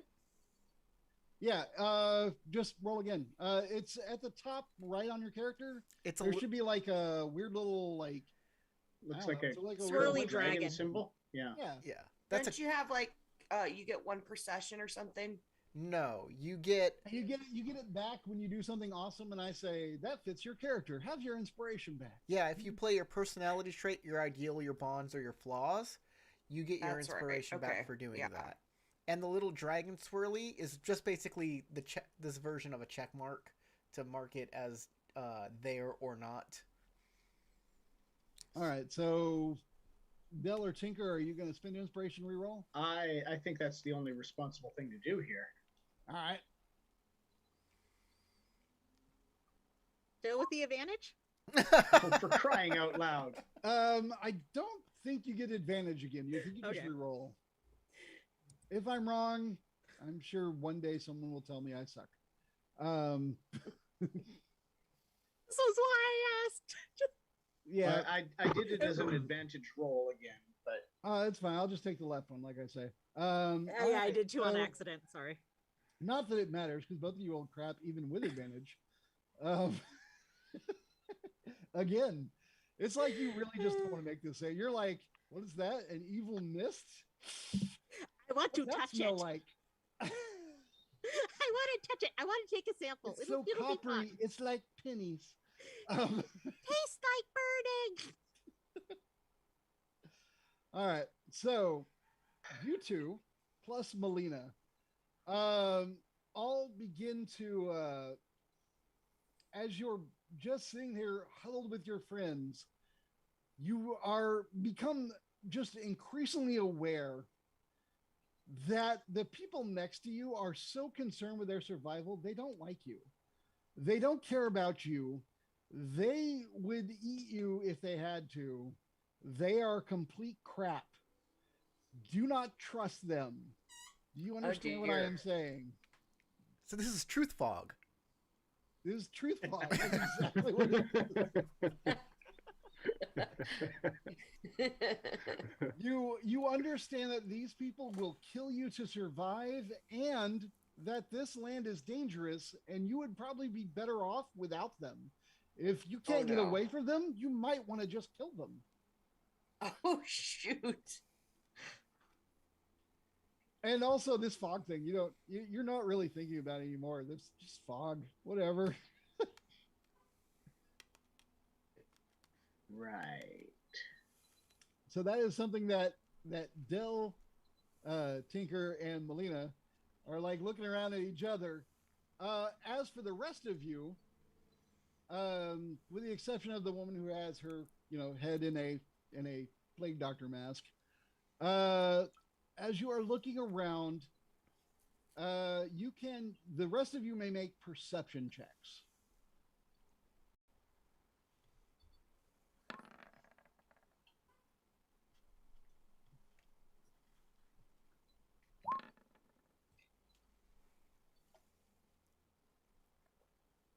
All right. I don't see Dell's yet. Did you make one? Dell's I failed affected. the save. You told me. You told. Oh the wait, no, people that- sorry. Who am I missing? I'm missing Sarah. Adora. Yes, I'm sorry. I found it. I've got it. Okay, sorry, my bad. I'm just blaming Dell anyway. Screw you, man. I got a 23. Everything's my fault. Oh yeah, All I right. should change my name, so I'm not rolling as Truly Evil Bob. I'm rolling Sarah. as Eudora, as you are looking around, there is like this weirdest. You don't notice it at first. It looks like everybody's like just hunkered down. You're all nervous. You don't know what's going on. You don't know why you're hiding from fog. Even if it is red, you don't really understand it. No one's explained it. But as you're looking around, do you have dark vision? I think you do, right? So you have slightly better vision. I think so. Let me check. No, I think she here. doesn't. She's It the only doesn't one who matter. doesn't. Just you and your with your slightly better vision. As you're looking around, you'll notice. The 23 is pretty good. We established this last game, Howard. She's the only one who doesn't have the dark vision. I think. Is she really? Yeah. You know what? You're looking really hard because your eyes are wide open and you have to strain more. Either way, you're the one that notices. That I'm gonna say that you noticed Dell and Tinker. Actually, I'll say you notice with 23. You notice all three of them are looking around, and there's like this weird reddish tint to their eyes. And maybe you noticed because you don't have dark vision, you don't see in black and white. You see in full color, and therefore that reddish tint is a giveaway. Something's wrong with their eyes.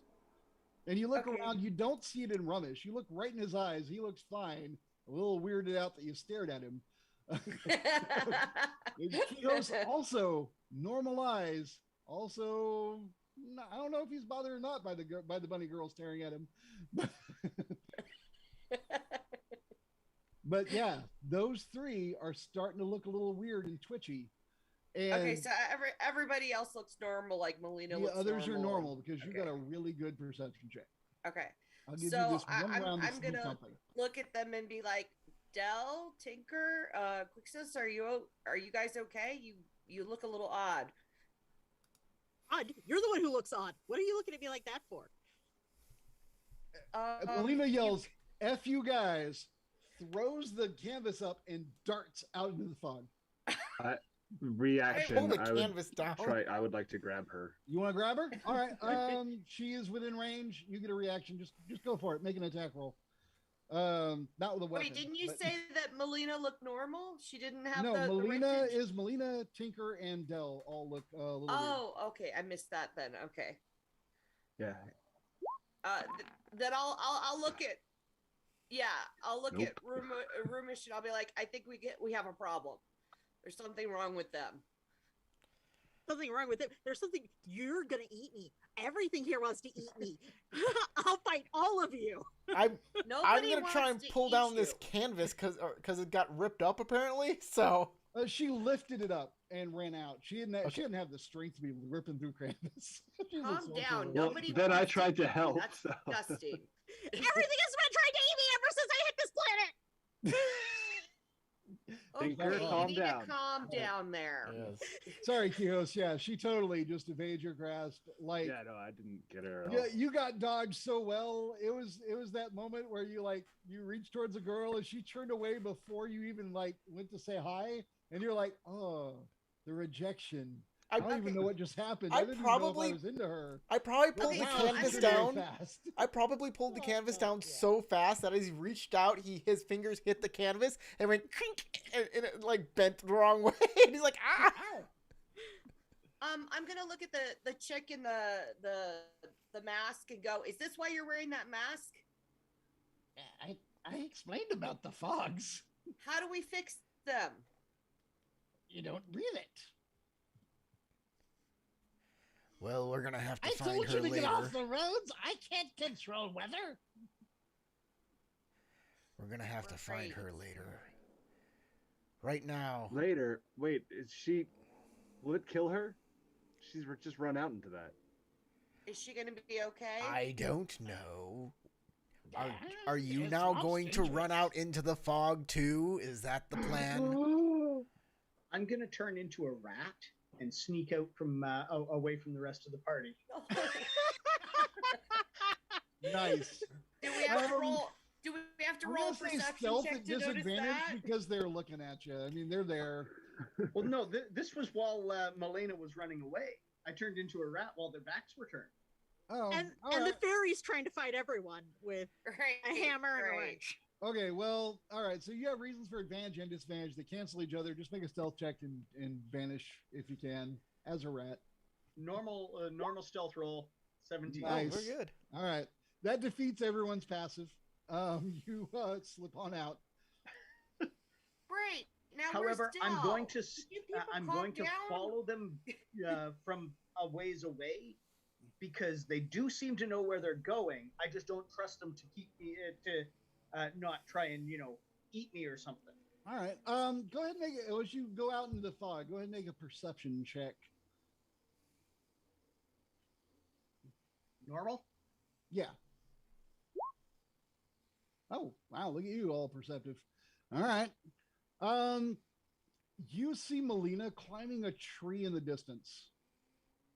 Okay. I'll Just- ignore her Oh, because you totally she's the enemy can. too. She totally is. You just see her climbing. She knows she's getting a better vantage point. That's what she's doing. She's gonna snipe you. She could be a You know- spell sniper for all you know. You know, I'm a rat. She's got to see me first. That's true. That's good. She has. You don't think she's noticed you yet, but she will try to. I've been But only playing. if she knows I'm there. I've been playing Elden Ring so much that I half expect a giant creature, just a huge man, to be strolling through the fog, and then like the red mist spraying out of his neck. Oh, also with a 21, there is something else you would notice. Because you did defeat the 20. There are slithering across the ground. Everything looks kind of red right now. Like there's a red filter just over your eyes because you're in a red fog. Right. Slithering across the ground are these red snakes. They look about like finger thin and very long, and they're just kind of going everywhere across the ground, just like they're just sliding around. Although you are trained in survival, they look like they are hunting prey. I'll give you that, since you are a survival-y person. Okay, well, as a large ship rat, because that's the kind of creature that I would know, do they look like they would be a threat to me, or are they too small individually to be a threat? For that, I have to have you make an active survival check. Okay, fair. This is like earthworms when they come out from the rain. Kind of. If the earthworms brought the rain. All right. With that, the way they're hunting looks pack-like to you. They are not a threat individually, no. But you don't think they're going to come at you individually. Okay. I will do what I can to avoid them then. Good plan. All right. You don't know whether or not Melina saw them, if that's why she's climbing a tree. I mean, she's pretty much just getting a vantage point to kill people, obviously. And you know, she's a sorceress. She could be a spell sniper. Y'all are going to die if she sees you. She's going to rain down some fire or whatever horrible sorceressy thing she does when she's not piloting a ship. Let her kill them, so then all I have to worry about is killing her. Right. You do, however, see some snakes sliding up her tree, which is convenient because that'll take care of that problem. Yep. You see? Let them do the work for me. All right. Meanwhile, back in the tent, what are y'all doing with Tinker? Tinker, what are you doing? Tinker is trying, mind you, very badly, to dual wield her hammer and her monkey wrench. Cool. You have your weapons out. Everybody else, she has weapons out. She looks freaked. Melina's gone. What are you all doing? She's not attacking. She's more like, back off. I'm not afraid to use these. See this blood? Yeah. And since Eudora pointed out, she has weird, like, it's her eyes didn't change to the color of red. More like there are so many red veins in her eyes right now that they look almost red, and it's very creepy. And just no, that's no good. No good at all. We should restrain her for No, her own safety. I say, stop! Don't touch Tinker, because Tinker's in charge of all of us, and we have to do what Tinker says, right, guys? Yeah. Okay. Sure. Exactly. Char has a dagger out. She's like, or you can just stab her. No, Tinker's in charge. Nobody is stabbing anybody. Tinker takes the hammer and hits the bird woman's toe. Oh, Like that. Cool. Make an attack roll. I tried. I She's tried. Not trying to actually hurt her. More like just Like, no, that's Someone's part not of gonna our deal. play Nobody's along, I know. Stabbing anyone. 12 is her armor class. You hit. I give her a stubbed toe, basically. You do. Yeah. See? That's what happens when you don't listen to Tinker. So now, Leave just her quiet alone. down, and we're all think- gonna listen to Tinker. Y'all think that Char's going to take a swing at Tinker because she got hit in the toe?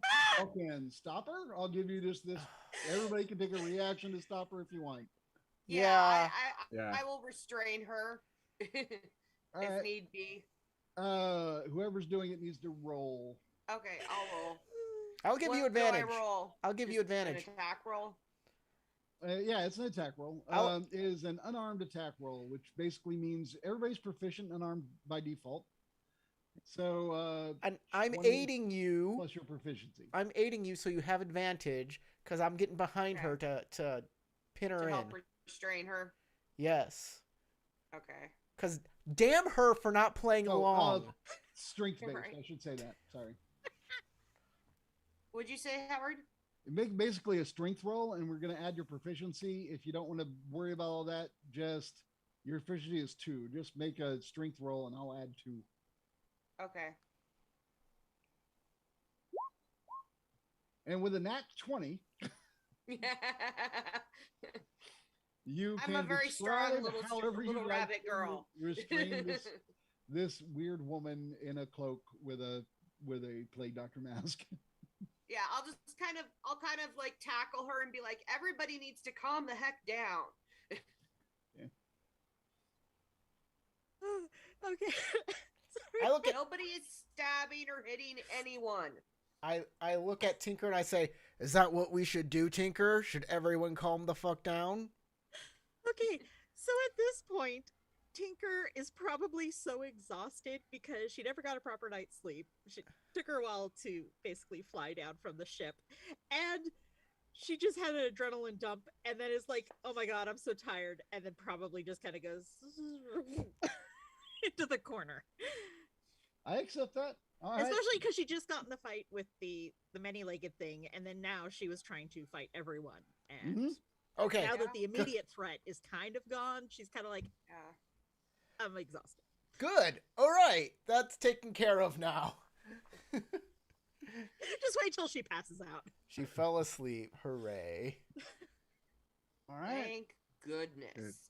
All right. What does the group do next? The group minus Del, Tinker, and Melina. What do the rest of you do? I'm gonna try to keep an eye on everybody. If anybody else tries to take off, I will try to stop them because I Right. don't know if it's safe out there. But if it's safe, if it's not safe out there, we should go try to save them, shouldn't we? But then we'll go crazy. So here's the thing. Char doesn't give a shit about us, but we give a shit about us. Char is like mumbling in the corner, like she's pissed off, but she's not doing anything about it. She doesn't like being hit in the toe. Does Adora We'll get over it. still holding her back? Is Dora still holding her? If Eudora wants to be, absolutely, yeah. She can't get away. Eudora like critted that. She's not beating that. Adora, are you still holding her? If she calms down, I'll be like, if you calm down, I will let you go. but No, you're not keep going to holding hit her. me.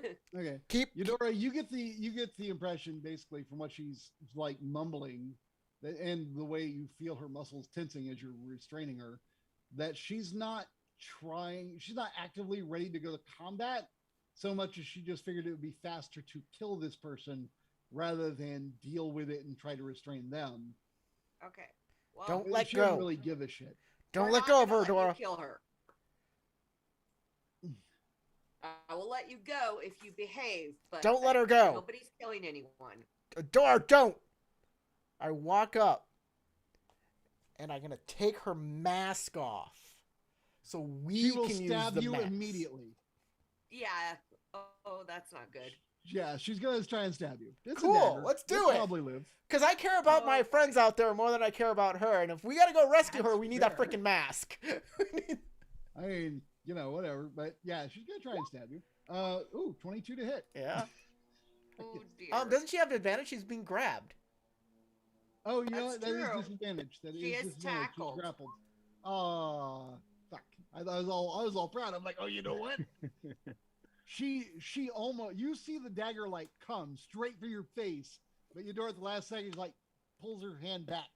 Yeah, Eudora has I her. mean, I'm still gonna have her tackled until she calms down. I'm not gonna let her go. Can I grab her mask? Is there a role for that? Can I?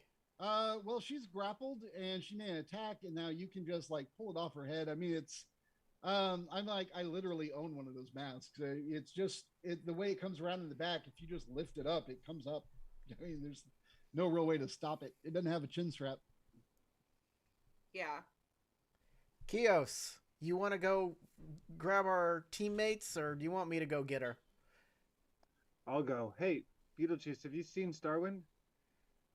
Oh no. I think we lost him. Yeah, we lost another one.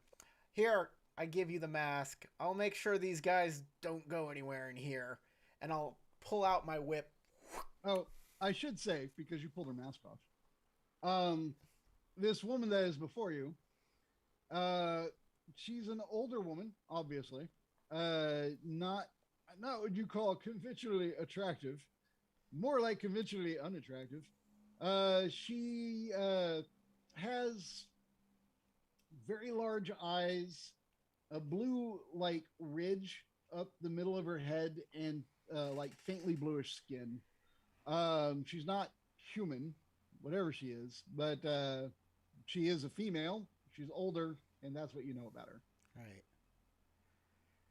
All right. Well, that's weird, but I'm gonna give the mask to Kios. I'll give the mask to Kiosk. Kios. The kiosk. He's in the middle of the mall just selling sunglasses. Whatever was my your last job. name Kios. is. And hopefully he'll be able to do better persuasion checks and such than I can, being a terrible pirate and all. All right, Kios. You All step right. outside with the mask on.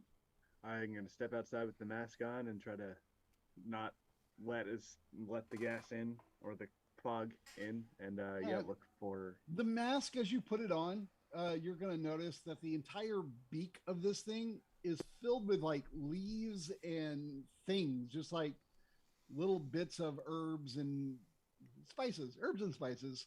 It's the Colonel's Like secret KFC. recipe. You're right in there.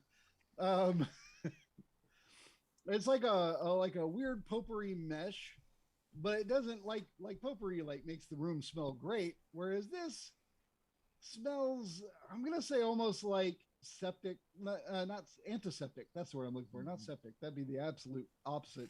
Um, antiseptic. It smells clean, but not pleasant. It kind of burns your nose hairs.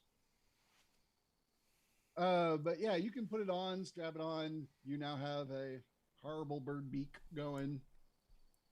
You look out, you make your perception check, I assume, as you look around and see what's going on out there. Mm-hmm. And I will note as I'm going out into this fogged environment at level 2, I gained 10 blind sight to a range of 10 feet. Oh, neat. That is very cool. I will give you, because of your awesome blind sight. Although spite sounds cooler. Blind spot. That you immediately notice that the ground is moving. And you're like, oh, there are weird, like the snakes you heard me describe earlier, just searching about the ground. And with an 18, as you look about, you don't spot Dell anywhere, but you do, with an 18, see a leaf drop, which makes you look up. And you see Melina. She is about 20 feet away, and then another 20 feet up a tree, hiding. And she's intently looking at where y'all are. In fact, at you, because you emerged, not stealthily. So she's looking directly at you. She doesn't seem to be looking at the snakes coming up the tree towards her. So yeah, as I clunk out in my loud clanging armor, definitely not stealthy. If I notice her up in the tree, I'm gonna start yelling in Gith.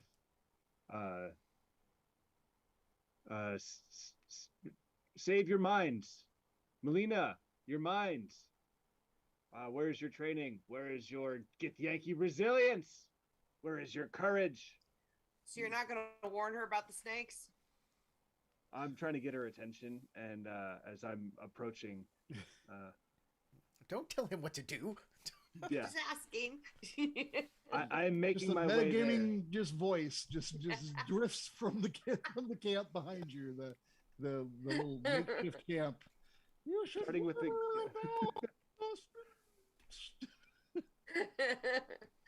yeah, but as I'm saying that, I'll make my way towards her. I'm trying to start with the good news first before the next one. There's Now, good let's news. Get your mind back. You got your mind? Great. Look out for the snakes. Look out for the snakes? Great. Pit of spikes. You're good there? Next. Dragon. Basically, the Dungeon Master hates you. Specifically you. All right. With that, as you're calling out to her, you can make a persuasion check, and if you are high enough, I will give her an extra saving throw. If you fail it, she'll just think you're evil. Look at you trying to mess with her. The bird mask and all. She's like staring right at you. She points at you and goes, "You don't fool me." And she's like kind of exasperated, like this is getting to her. All right. Hey, Del. Kios is clearly trying to kill Melina. Not that you care, because Melina's probably out for you too, but that just proves the point, right? I mean, let him. Saves me the work. All right. Yeah, so she does unfortunately get a saving throw out of that, but it was a good try. And now you're gonna be like snakes, and she'll be like, "I'm not looking down. I'm not falling for that joke." I'm thinking about like was it the Dark Knight Rises with the scarecrow where just like everything looks all terrifying because of the bird mask. Yeah. Yeah, I can see that being the reaction for sure. Absolutely. So we are Gith Yankee. We come from a meat eat meat world. This is I'm not going to even just respond to the fear. We just need to be in action mode. So I'm going to make my way and just try to shake her out of the tree. That is a perfect Gift Yankee response. It is also the direct opposite of the Gift Jirai response, which Yeah. would be to meditate and pull yourself from it. And then use the calming, reassuring words to pull the other people back. Like, no. Let's just knock the tree down. That's the right way. All right. So the tree is Okay, covered in then. snakes, which you have noticed. Yes.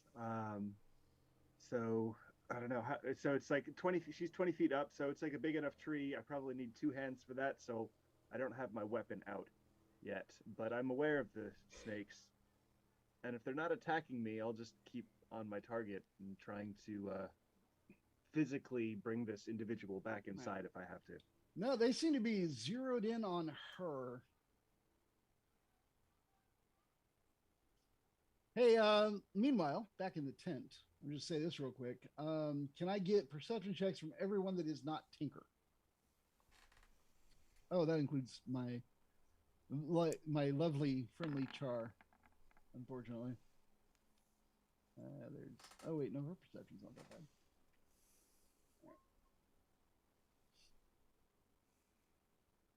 All right. Rumish and Char at the same moment look down. You both see snakes. She seems a little bit more used to seeing these things and is immediately like trying, but Eudora's holding her, but she is trying to stab down with it, going, they're coming in. Oh, we got to get rid of them? No problem. And with the 16, you both notice not only are they coming in, they are headed for Tinker. Tinker, you don't notice. Interesting. Sorry, Dell. Hey, I'll cast Sacred Flame on the little swarm. All right.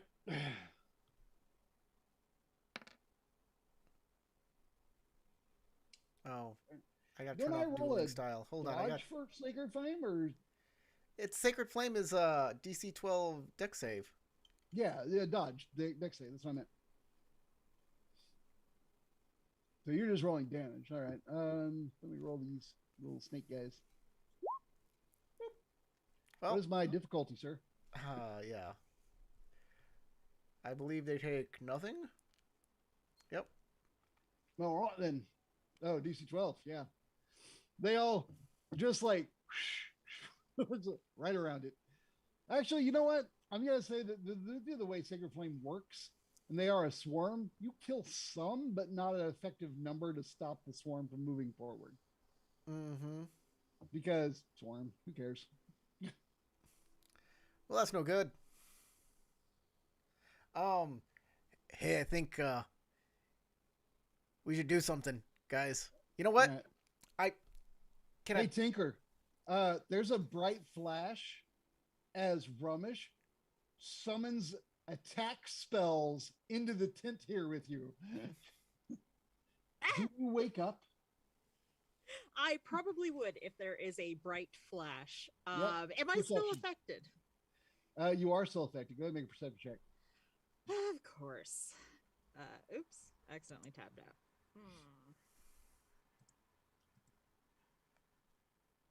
It's better than dying in your sleep, right? All right. Yeah, you're gonna die awake. Isn't that better? No, you're gonna die asleep. Nope. Sorry. Yeah, you just die asleep. No, they're just sliding at you right now. You'll probably be saved by your friends. We'll just pick you up and put you in our bag. That's my next action. if You need to be pocket sized. Adora doesn't do anything. Eudora was holding back Char last I checked.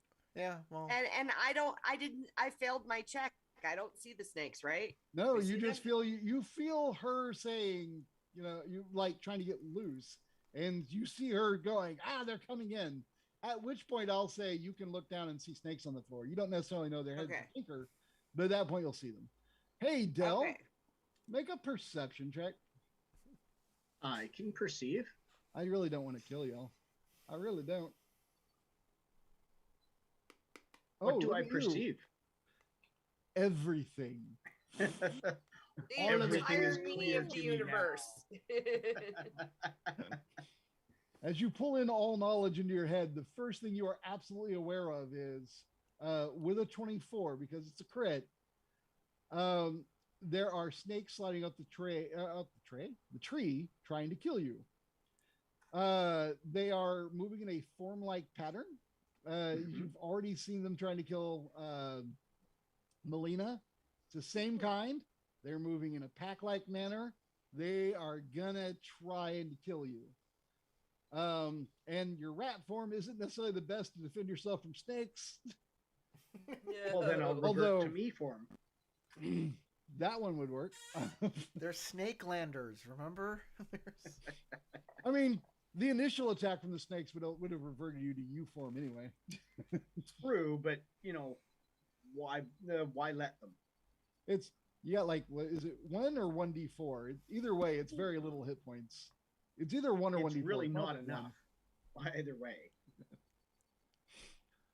All right, so yeah, you definitely see them. They are trying to eat you, and with that 24 on your perception, I Right. will actually allow you to make a wisdom save to try and pull yourself out of this. Okay. Because Sure. you've noticed enough details, I'm going to say that maybe you can wake yourself up. Look at Oh! you mother trucker. All right. You realize that these snakes aren't just the exact same color as the fog that's everywhere. You, in that amazing moment of perception, realizing that they are somehow emitting it, like it's almost like there's like secreting it, like it's coming off of them like a sprinkler. They are making this fog. These things are creating the fog, and there's this weird part in the back of your head that's like the fog that you were warned about by Char, who wears a mask to not breathe the fog, and then it all just starts to come together, and you're like, oh crap. And you are you again, sir. Okay. Because you got 2 20s in a row, and that's freaking awesome. Yeah. I'll take it. You know the meaning of life is 42. I do. I can even make an educated guess at the question. But just a guess. What is But it's 6 an times educated 7? one. All right. That's probably my round snapping too. So Yeah, we'll go ahead and and call kind that. of moving the heck out of the way. At this point, we're kind of like in 3 different combats. Yeah. So I'm gonna flip over to Kios. Kios, they're sliding up that tree towards Melina. What you doing? I'm gonna see what happens if I hit this tree really hard to see what shakes out of it. All right, are you gonna hit it with a weapon, with your fist, with a? How big is it compared to 6'3" me? It is about. It's honestly, she's not a big woman. This tree is maybe like a 6-inch diameter, but it's a fairly tall tree. It's one of those ones that's just thin and tall. So it's not incredibly big. You can easily like put 2 hands around it if you want to choke out a tree. I don't know how that works. You like it, don't you, tree? Yeah. Take it. I think I'll be like a kinky tree hugger, and I'm gonna just use my hands on this one. All right. Cool. That's gonna be a athletics attack on a tree. All right. That's 17. You can get a good shake going, like the tree is waving. I'm gonna make her make a check to stay in the tree. And the snakes are gonna react. They aren't seeking you, but they are gonna react because you're moving the tree and you're hugging them, and they don't love that. Because they're not into hugs. They're not huggy snakes. Um, They don't have arms. they don't. Or legs. But yet they're snakes. They don't necessarily fall off trees just because you shake them. So, whoop, do they fall off the tree? Some of the snakes start to fall off the tree. You shake a few off, and then I need to make Melina's check. So it's a dex check. Not her best stat. Woo! Everybody falls. She needed just a 10. All she needed to hang into the tree was a 10. Her and a bunch of snakes are just boom. However, she does fall 2 stories, which is 20 feet. So does that stun her enough to cause another check? Holy crap. Taking And- max damage. And yeah, she's just like the wind is knocked out of her. She's laid flat out on the ground. On top of some snakes, which didn't appreciate that at all as they got squashed. Almost like you planned it that way. Right on top of them. Well, I will run over to Melina and just try to scoop her up. Hopefully she's kind of dazed right now. She won't resist that much. All right. You have scooped her up, and I'm going to just let that happen as we go back into the makeshift tent with Eudora and Rumish and Char and Tinker. What's going on, you guys? Not making anybody roll initiatives here. Y'all can just decide what's going on. Tinker, you're not really getting much of a vote because you are unconscious. I'm gonna scoop up Tinker. Just gonna scoop her up. Got her You in have my a hand. scoop of Tinker. Put her on the cone. Give her a good lick. I'm not. That's not right. Should have went there. You're a married man, sir. Not in game. I'm not. Oh, his character's not. Well, Tinker's also a married man, so we're all good. The sea. I'm married to the sea. Means no. Or the sea of stars. Great. All right, Eudora. Char's just trying to kill snakes. You want to let her kill snakes? Yeah, I'll let her go. And I will try to assist her in killing the snakes. All right. Go ahead and make your roll to kill snakes. Okay. And these snakes, like I said, are all very Tinker driven at the moment. You know, Let the me see snakes what I've wouldn't be got. trying to eat Tinker if I ate her first. What an interesting theory. Would they then try to go up your butt to get Tinker? I'm gonna attack the snakes with my long sword. Okay.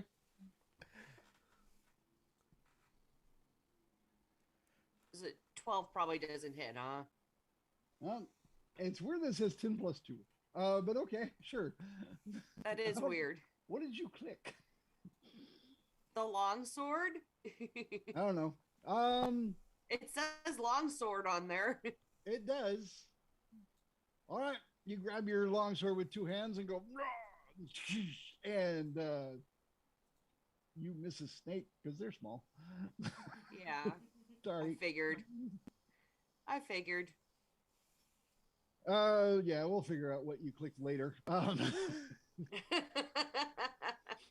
just using the dice roller for my characters because I don't have individual character sheets loaded into the game for each one of them.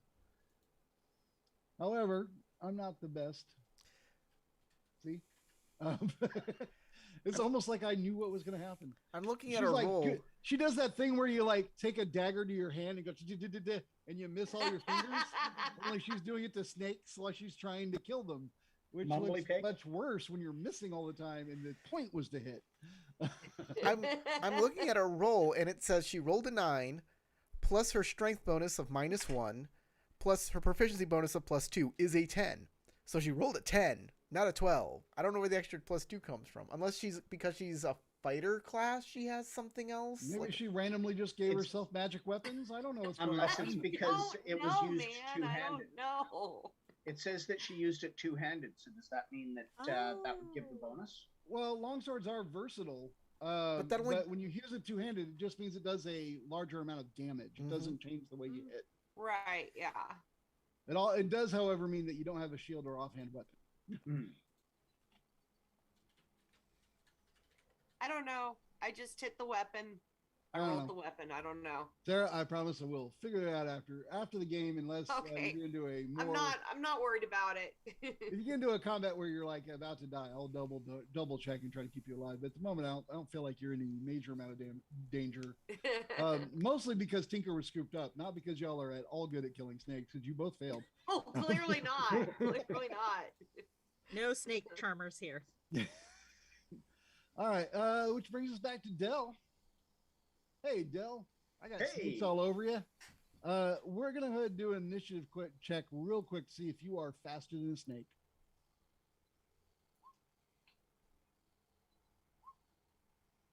Wow, you're faster than a snake.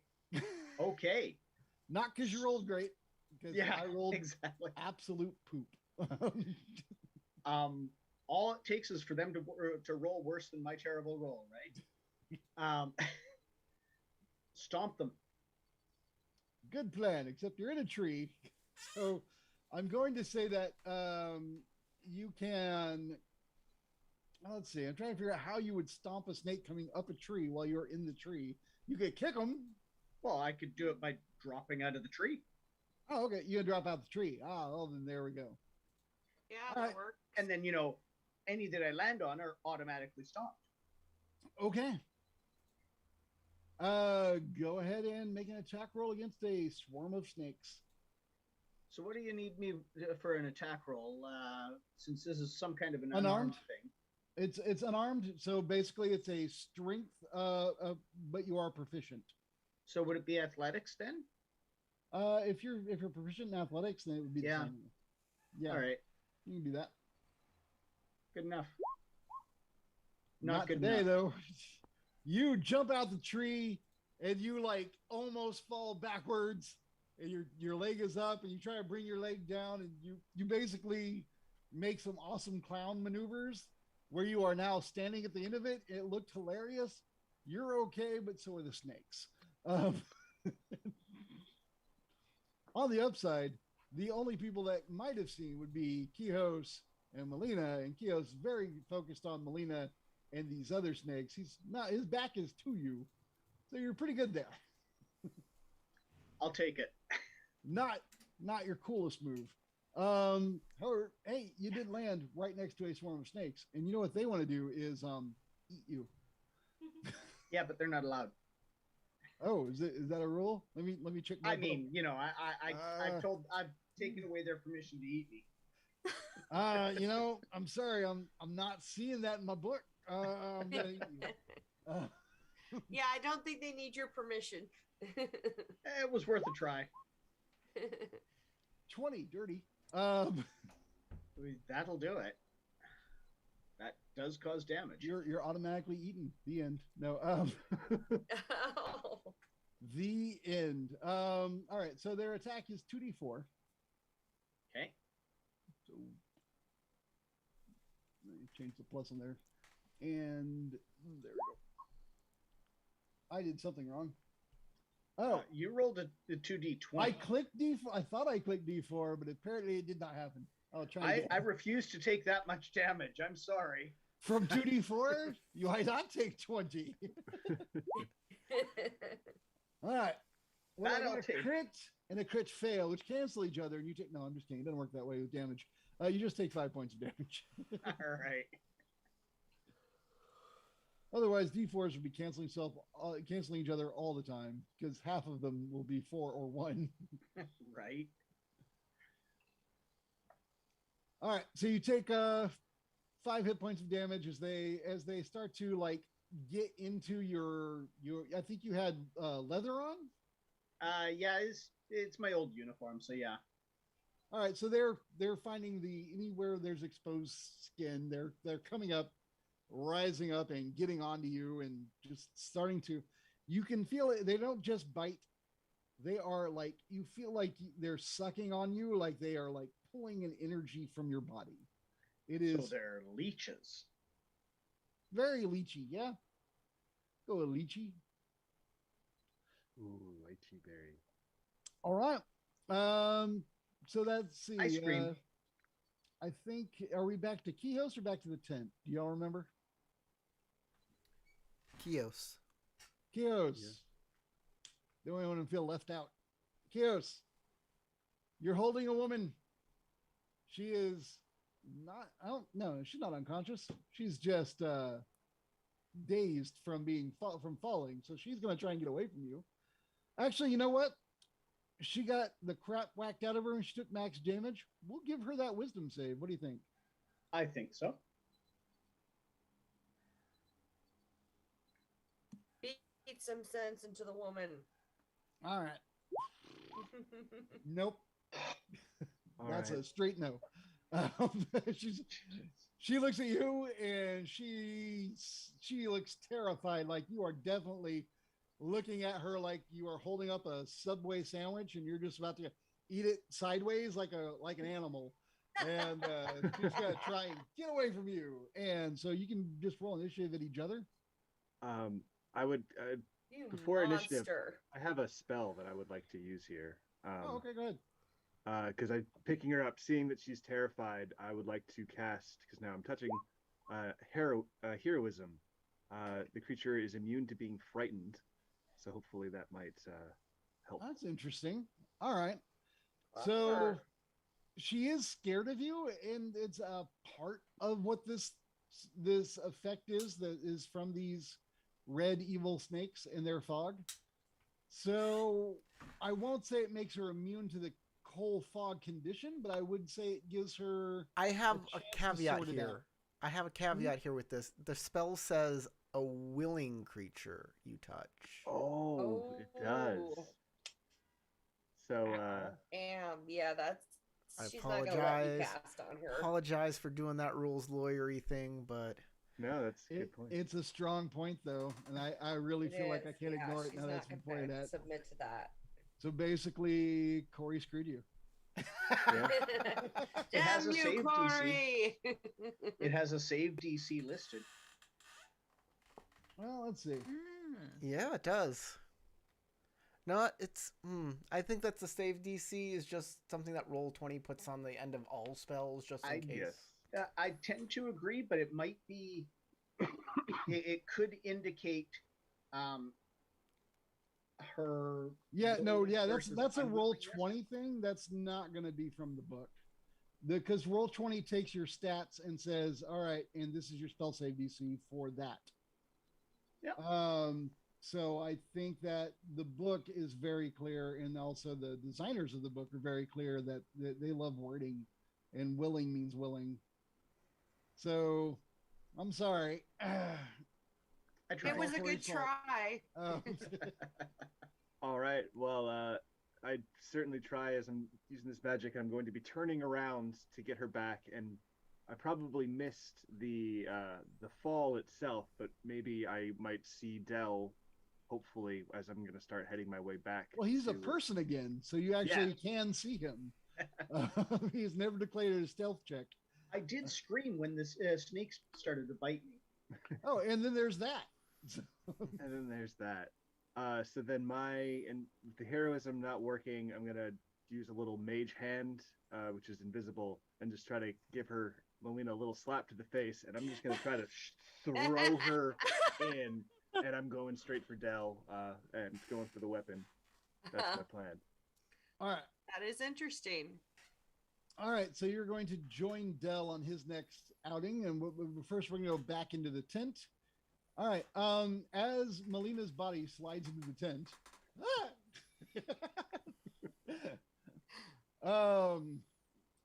let's see what y'all are doing. We have 2 people attacking snakes and 1 person holding a tinker. Is that still going to be the plan? Do y'all want to change anything? I'm still holding her, but that doesn't mean I can't do stuff. You can totally do stuff. That's why I'm asking you right now. Yes. I would like to.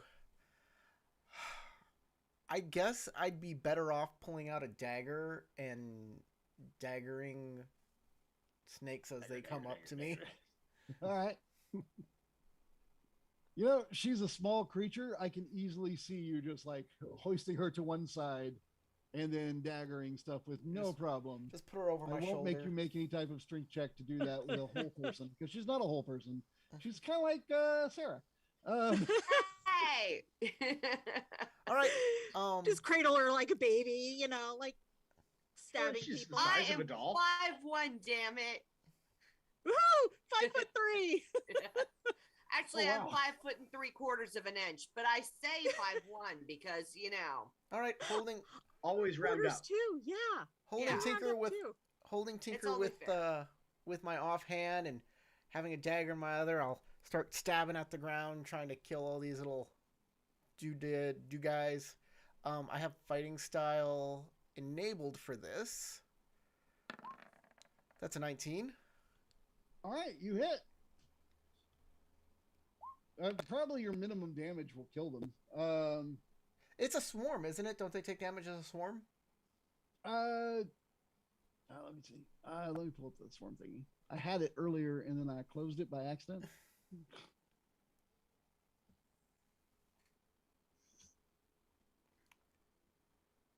Unless you want to like keep track of each individual snake.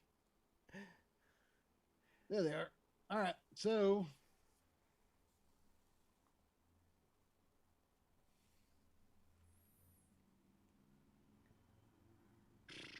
yeah, all right.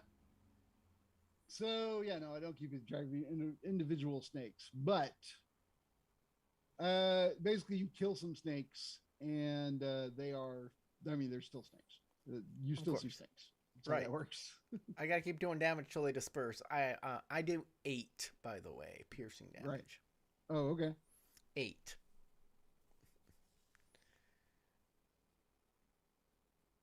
Did I read it wrong, or you got something that gives you a +2? Or Yes. Dueling style is +2. Okay. Dueling style is +2. Yes. Oh, okay. All right. Cool. Well, then, good to know. Because I was like, wait a minute, I thought it said 6. All right, yeah, still a swarm though. All right, that's your action, Eudora, and then after you go, I'll have Char stab at stuff, Char like. She's still mad that y'all took her mask. Y'all are just mean. I bet that hits. Yeah. All right. It better hit. That'll hit. Go ahead and click that longsword thing in the chat. Yeah, I'm rolling the damage. All right, All 9 right, cool. slashing. All right. Yeah, I would say the swarm is looking rough. Which, if y'all aren't already familiar with it, essentially, whenever a creature is at half hit points, it is looking rough. It's When blooded. a swarm is looking rough, it means there's half of the swarm still moving, I guess. Do you remember blooded? It's blooded. Was that what edition was blooded? 4th edition. The one you skipped. Well, that's why I don't remember it. Why would we? I didn't actually skip it. I tried to play it, and my group fell apart, and then demanded we play something completely different because it sucked. I mean, I'm not gonna lie. All right. So moving on, we'll go back outside to Del and Quijos and a different swarm that is not looking rough or blooded. Actually, they look blooded. They look like they're covered in blood and spewing a blood fog. So I'm like madly slapping at myself and them trying to, and stomping around and basically trying to shake them off me and get what I can. All right. I'll tell you what, y'all can attack it separately, or you can allow one person to attack with advantage, just for fun. I don't care how y'all want to do it. What do you think? It's up to you. I'm gonna pull out a big sword. Okay, I'll just make my own slapping roll. Thank you. You probably do And more do not damage turn that thing individually. I'm against just me. saying. Split up, you can do more damage that way. Dell, you have perfect clarity. You have defeated the fog's mental effects. And you're looking at Kihos as he pulls out a big sword that he's about to swing at you. And you're like, maybe the frog had a What the point. hell you Oh doing? no. He's wearing that scary mask. It's all bad. The fog Like, knew what's what it was wrong with talking you, about. man? It's Yeah. me. So terrifyingly, I'm going to run up to you, and I'm going for the snakes. I have no intention to harm you, but You've got a giant I'm- sword you're swinging at me, dude. yeah, I'm not communicating any of that. I'm just swinging it. Here we go. Uh-huh. Remember, he's trying to talk through potpourri. He can turn it so he's like the flat of the blade is just slapping you and smashing snakes. Oh, maybe. that's so much better to see coming at your head. No, You're man. getting spanked with a sword. Look, don't worry about getting hit by Hey, that now, no sword. king shaming. Don't worry about being hit by the sword. Look, it's great. The sword is great. It says so. Uh-huh. Oh, this is great. I love all of this.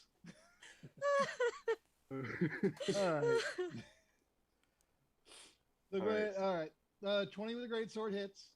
And I'm gonna try to let's make the most of this. I'm gonna throw a smite on there as well. Oh yes. Oh, These little jeez. guys. Smite that Bring ass. it, snakes. So that'll be 20 points of damage. All right. 9 of that Describe radiant. how that looks, Paladin. Explain your smite, exactly what all just happened. What did Del see happen when that sword came in? The big sword came, and maybe I said duck or something to that effect, and we're just gonna go with a big, like, flaming, like, radiant heat as we just, like, burn off all of the snakes around Del in, like, a big, like, I don't know, finishing move kind of thing. Full cower. I gotta say, full cower. Yeah. The snakes like curl up and just look like crispy as they hit the ground around Del. Del, as you are dodging this fireball sword, you like peek out and look. The snakes are gone. You are surprisingly unharmed. Kios has saved you. You're not real sure why you didn't get cut in half. So maybe get back in. Yeah, let's. Also, Kios is totally wearing that mask. And now that everything's clear, we need to get you one of them masks. Just a lot. All right, Hey, I have an herbalism kit. you do. You can probably look at the stuff in that mask and learn how to make that. This is what I'm thinking. Several of that. All right, y'all get inside. Get back to y'all. Whereas as they are opening the back flap there, or the only flap really, we'll get back to y'all in your half of a swarm of snakes. Okay. I'll continue to dagger them. Just Dagger. stabbing the ground as much as I can. That'll hit them. That'll hit them. 6 points of damage. Putting holes in the ground. There's a very rough looking swarm of two, just like going. they're still at it though, because that girl in your arms looks delicious. I can't fault them for that. All right, Eudora. Alrighty, another swing of the sword. Let me see here.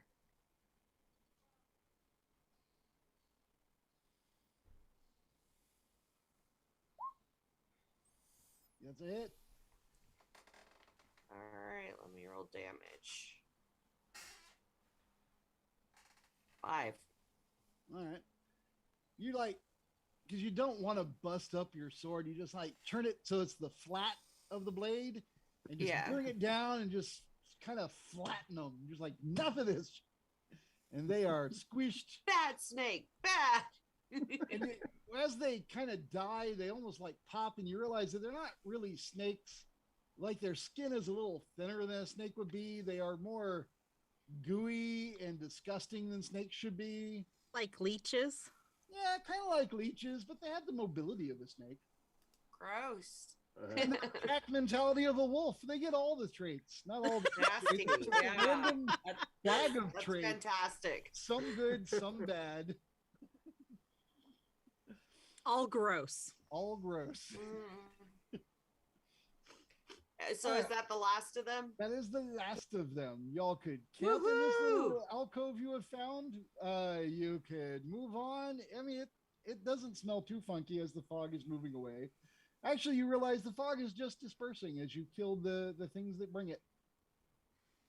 Oh, good. For now. I mean, there's probably more. It's not the entire swamp had exactly 3 swarms, the end. But I'll start. We just destroyed the whole ecosystem. I'll start pulling down the canvas and leave these guys to make friends again with Chara if they can handle that.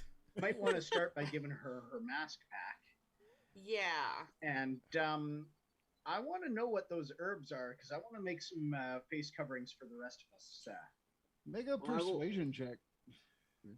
Tinker can probably Persuade. help you with that. So Persuasion. Let's Help him see. make it or help him make the persuasion check?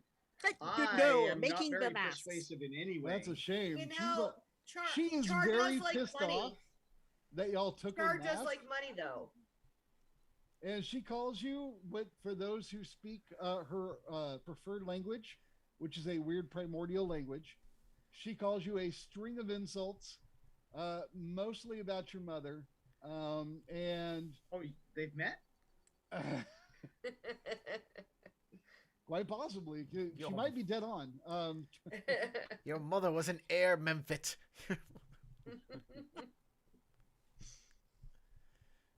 She's very mad that y'all took that, and the fact that yes, as it was being passed with that persuasion roll, I'm going to say that you didn't make the quite connection to not grab it first and look at it and try to explain to her you wanted to know what was in it.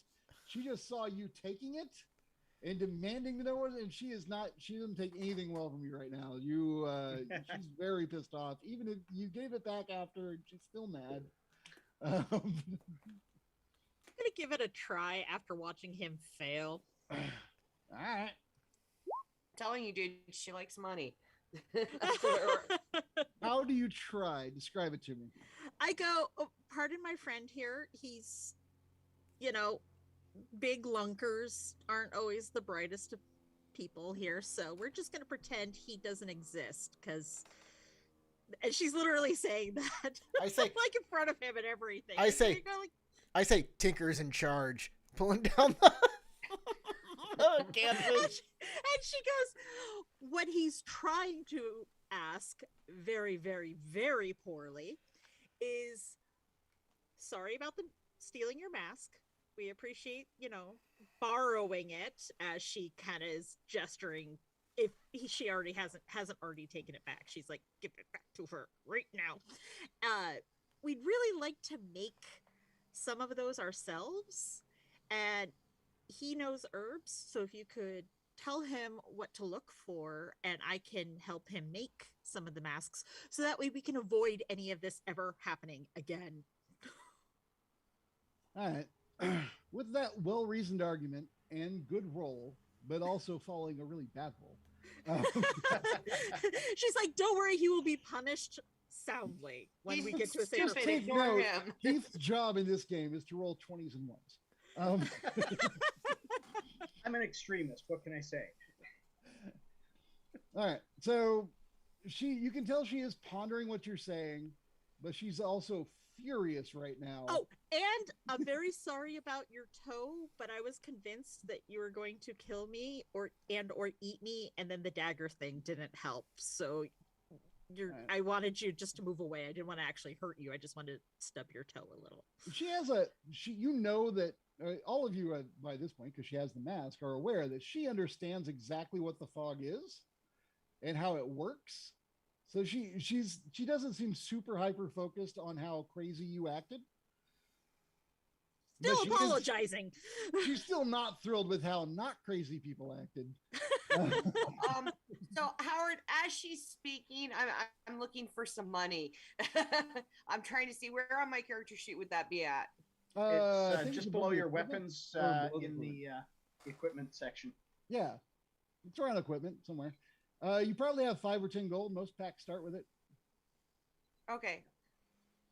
I'm looking for like a gold that I'm gonna slide in her hand as Tinker's talking. Okay. try Yeah, to since you kind have of 10 sweeten gold, the it's directly situation. above your studded leather in your equipment. Is your, it says like copper piece, silver piece. It's a bunch of weird little symbols. Oh yes, I do have 10 gold. So yes, I'm gonna take one of those gold out and kind of like slide it over to her as Tinker's talking to try to like, you know. All right. Lubricate the With that conversation. additional help, I will say that you have made her stop wavering and say, she snatches the coin. I know where you can get masks. We are going there. I don't have extra masks. No, completely understandable. Are we likely to run into any more fog before we get there? I don't know.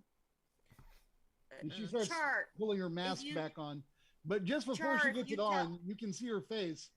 Like, you just basically asked, how do we know how many birds will cross our path between here and there? Yeah, I mean, yeah. shit. Eudora's gonna look at Char and go, if you can tell us what kind of herbs you use to make the mask, maybe we can make our own. And don't make herbs, buy herbs. Oh, okay. So you don't know what's in the mask? Herbs. Okay. All right. Leather. Yeah. The car starts because I put the key in it and turn it. That's how cars work. Right. Got it. Okay. All right, I guess we should get going Right. so we can yeah, outrun let's any just- other of these fogs. Get out of the swamp so we don't have to worry about any more swamp mist. All right. Yeah. Is another several hours of travel, but you do get to the edge of the swamp by nightfall. It was not as big as you would have imagined, except for Tinker, who had a very good view of it coming down. She came down slower than the rest of y'all directly over the swamp.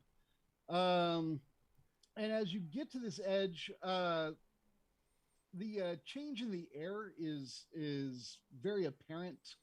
Like if you were to walk, if you're in a gym and you walk out of the steam room and then go next door to the sauna, that air difference is striking. You're just like, you're all like just reaching around for canteens and whoa, where's my wineskin? Where's my whoa,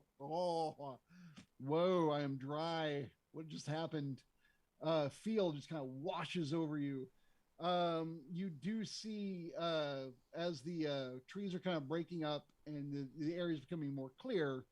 On the edge of this, there have been many like creeks and rivers running through.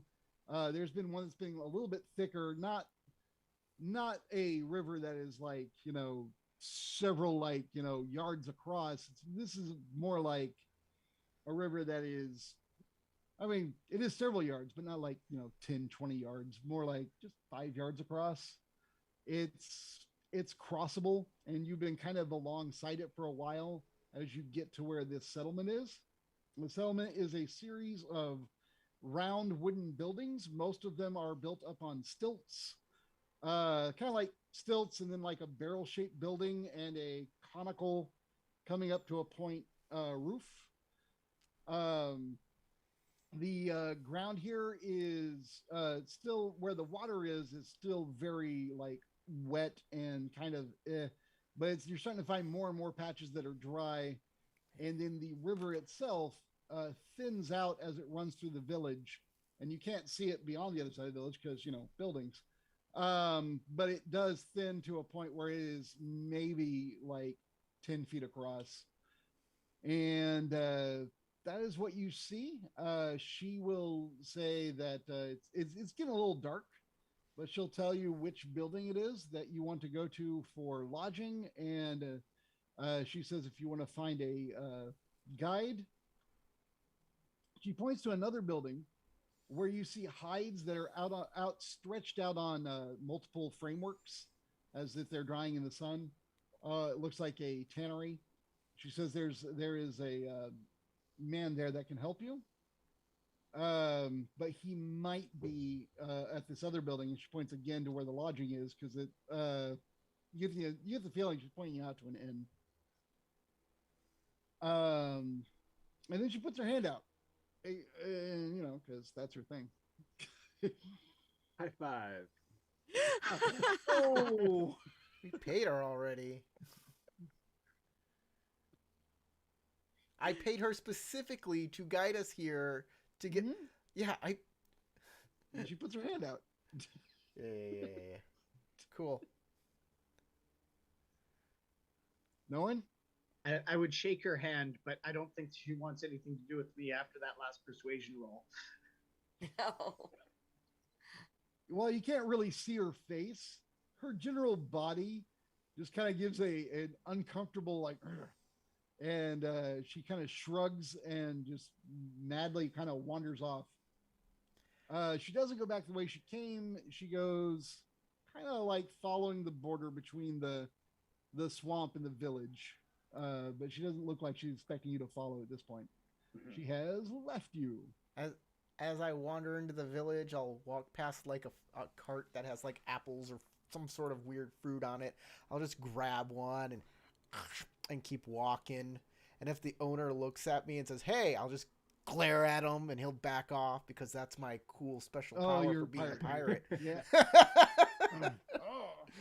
Oh, my apples. Oh. And I'll move over to the lodging. Freaking pirates. All right.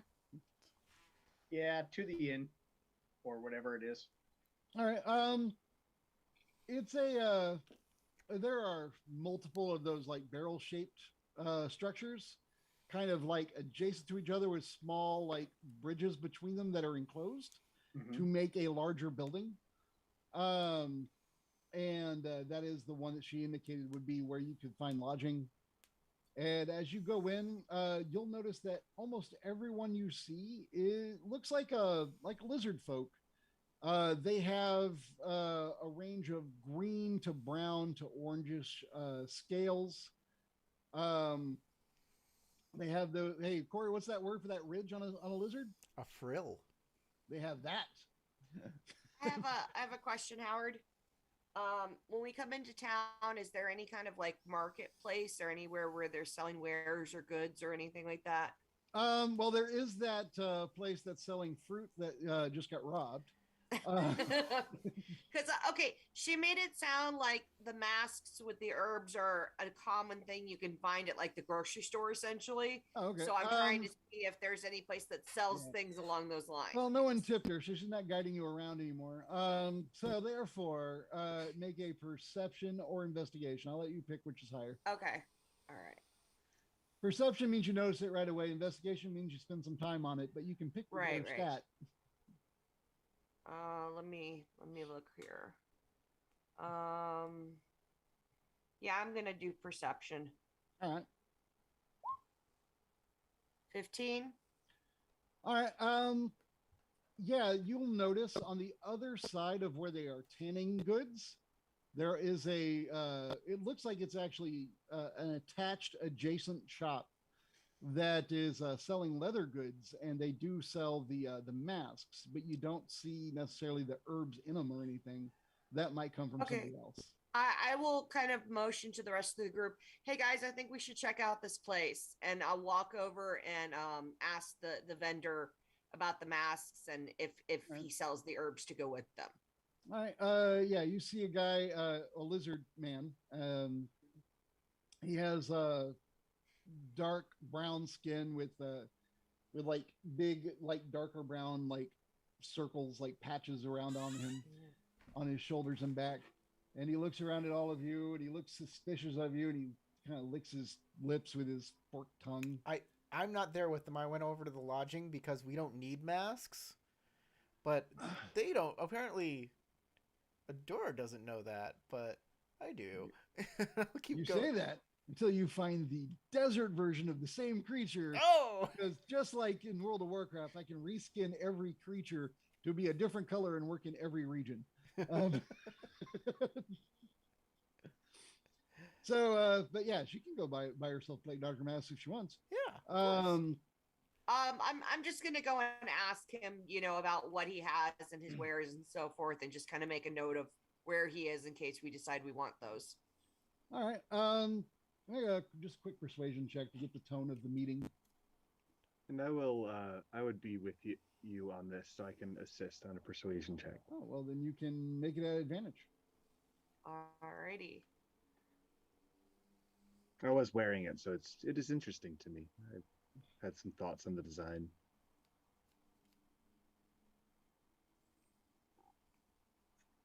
You can just roll persuasion twice if you don't want to click the thing on. Oh, you got the thing on. I got it.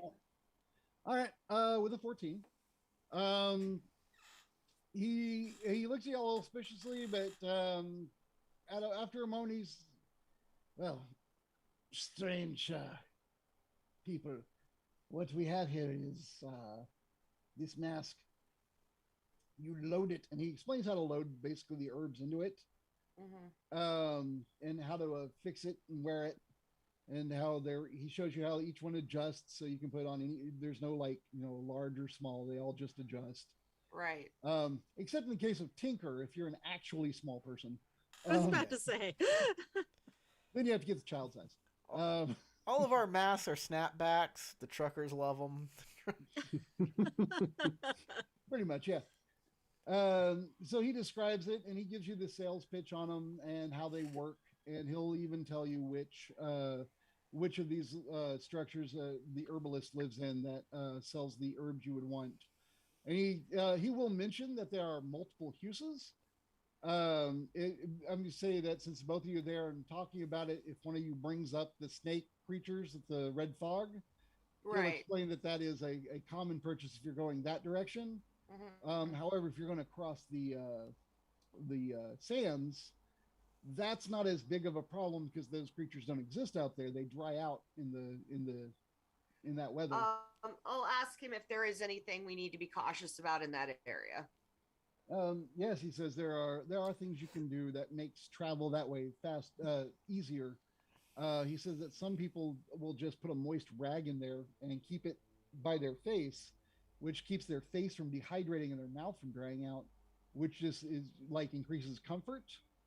And then also the glass pieces will protect your eyes during sandstorms.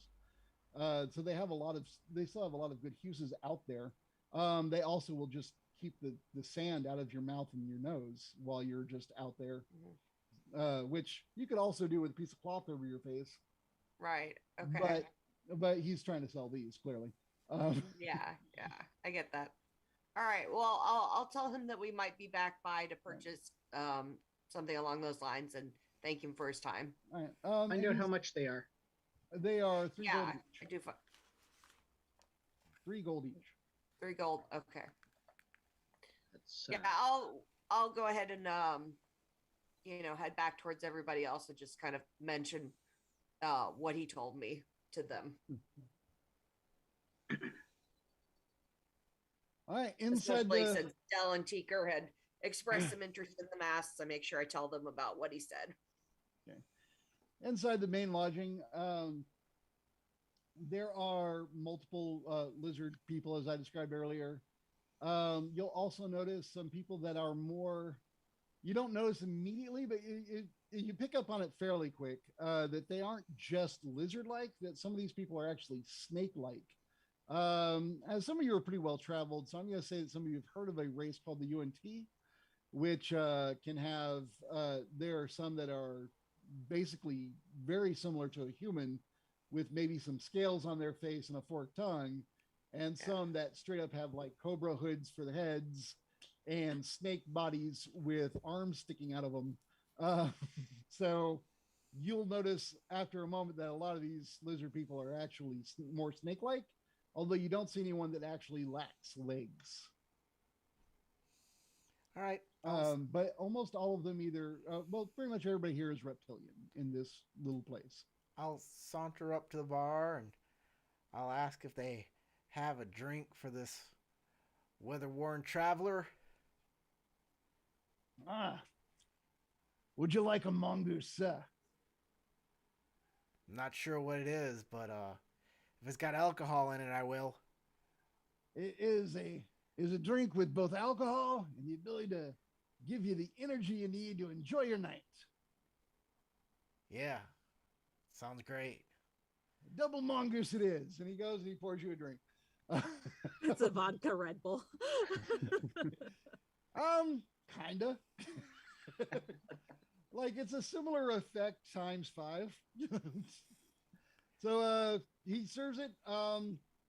It doesn't look like you don't get the like impression like he's trying to poison you or anything, but he does put a drink in front of you that has like a slight fizz to it, and it looks milky. Would be the best way to describe it. When in water deep, you drink what they drink. Okay, I'll slide him a silver piece. All right. You want to go ahead and make a con save if you down that sucker? I'm not downing it. You mean You just take a sip? drink it like you drink a drink? Ah, okay. Why I would thought you I? were thirsty? Is it a shot? Is it Oh no, it's like a rock glass. okay? Then I'll just drink it like a drink. Oh, okay. All right. Well, if you drink it within the next half an hour, you still need to make a con save. Okay, Like any alcoholic drink, it will have an effect on you. I will ask him. Oh, I will say, oh, that's pretty good. I don't care if it's good or not. Okay. It's sort of like if somebody combined milk with a sour taste, but like an acidic sour, but the milk isn't spoiling. You're not real sure what's going on in your mouth. Right. That It's sounds not the disgusting to best. me, but okay, whatever. I ask him, I say, hey, I was told that a guide that can help me across those desert sands hangs out here sometimes. Is he in here? Can you point him out to me? Make your persuasion check real quick.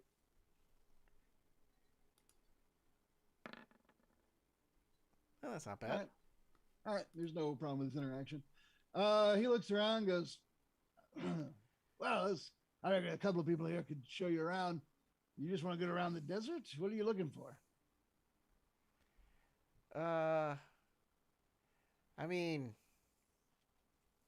I'm looking for a dark mountain volcano. Volcano. Oh, okay. Well, the mountains are that way, but you want to talk to, see that fellow over there? And he points, and you see another reptilian person. This person looks more snake than lizard, and he has a greenish hue to him, with weird like blue highlights around his eyes.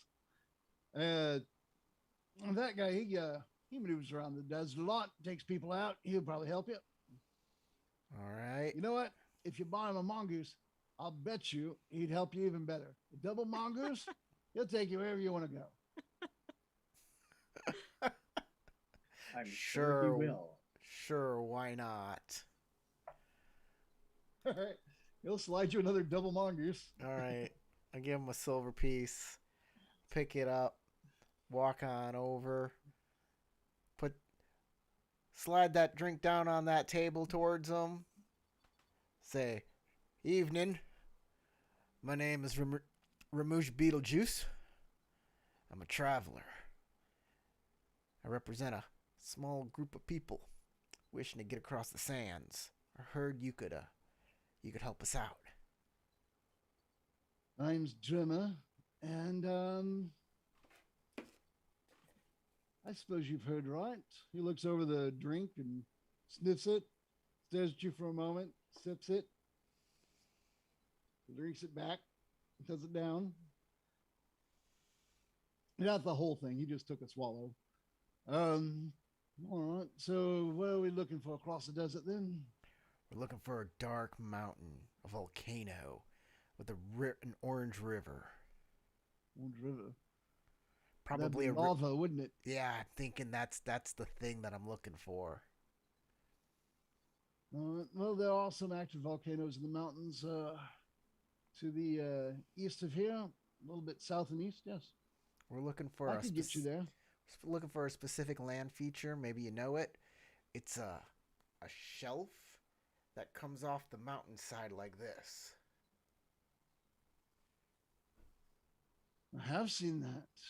That's a dangerous territory you're trying to get into. The spider creatures are out there. Oh, lovely spider creatures. Great, great. Well, good news is me and my group we're no slouches with blades. All right. So it's about 2 days travel across the desert with mounts. Without mounts, about 4. I don't have mounts for all of you, for you and however many friends you have. So you'd have to pay for those. If you want to go 4 days, then you just have to pay me for 4 days. Depends on how you want to do this. Well, I'm sure my group will be in here any moment. We can discuss it with them, see what they want to do with their money. How much are you charging for this trip? Y'all can start filtering in if you want. I think just Eudora and Kios being at the back of that, because y'all went to the mass place. Mhm. Yeah. Yeah. All right.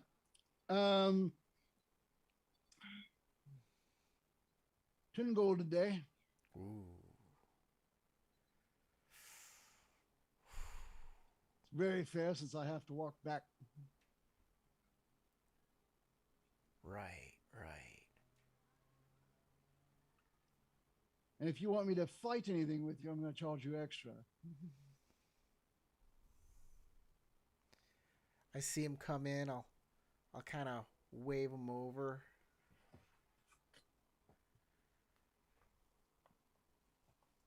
What do we got? An expensive guide. 10 gold a day is what he wants. And it's 4 days by foot. Okay. Well, I know where you can get mounts, but if you're worried about money, it's going to be a lot more because they're going to charge you for the mounts. Exactly. And then, of course, I'll have to walk all the mounts back after you all get killed by spider creatures and whatnot. Oh yeah, they're spider creatures. It's gonna Whatever. be fun. Not worried about creepy crawlies. I bet that they're spiders with no legs this time. That'd be an interesting bet. I'll take that bet if you'd like. Plus, I've seen them. That would certainly make them easier. Tell you what, why don't you all think about it? I'm going to have my dinner, and you decide what you're going to do. And I think right there is probably where we should go ahead and end it because it's 11:05. Yeah. This guide, for Yeah. being a snake creature, has a great British accent. I would have figured he talks like this. Well, that would be just cliche, you racist. Yeah, really, the nerve. On You behalf know- of all snake people, the Dungeon Master is offended. You If play, we have any snake viewers out there, I apologize for Corey. I actually Needs play a some snake creature in sensitivity another training. show. They can go screw themselves.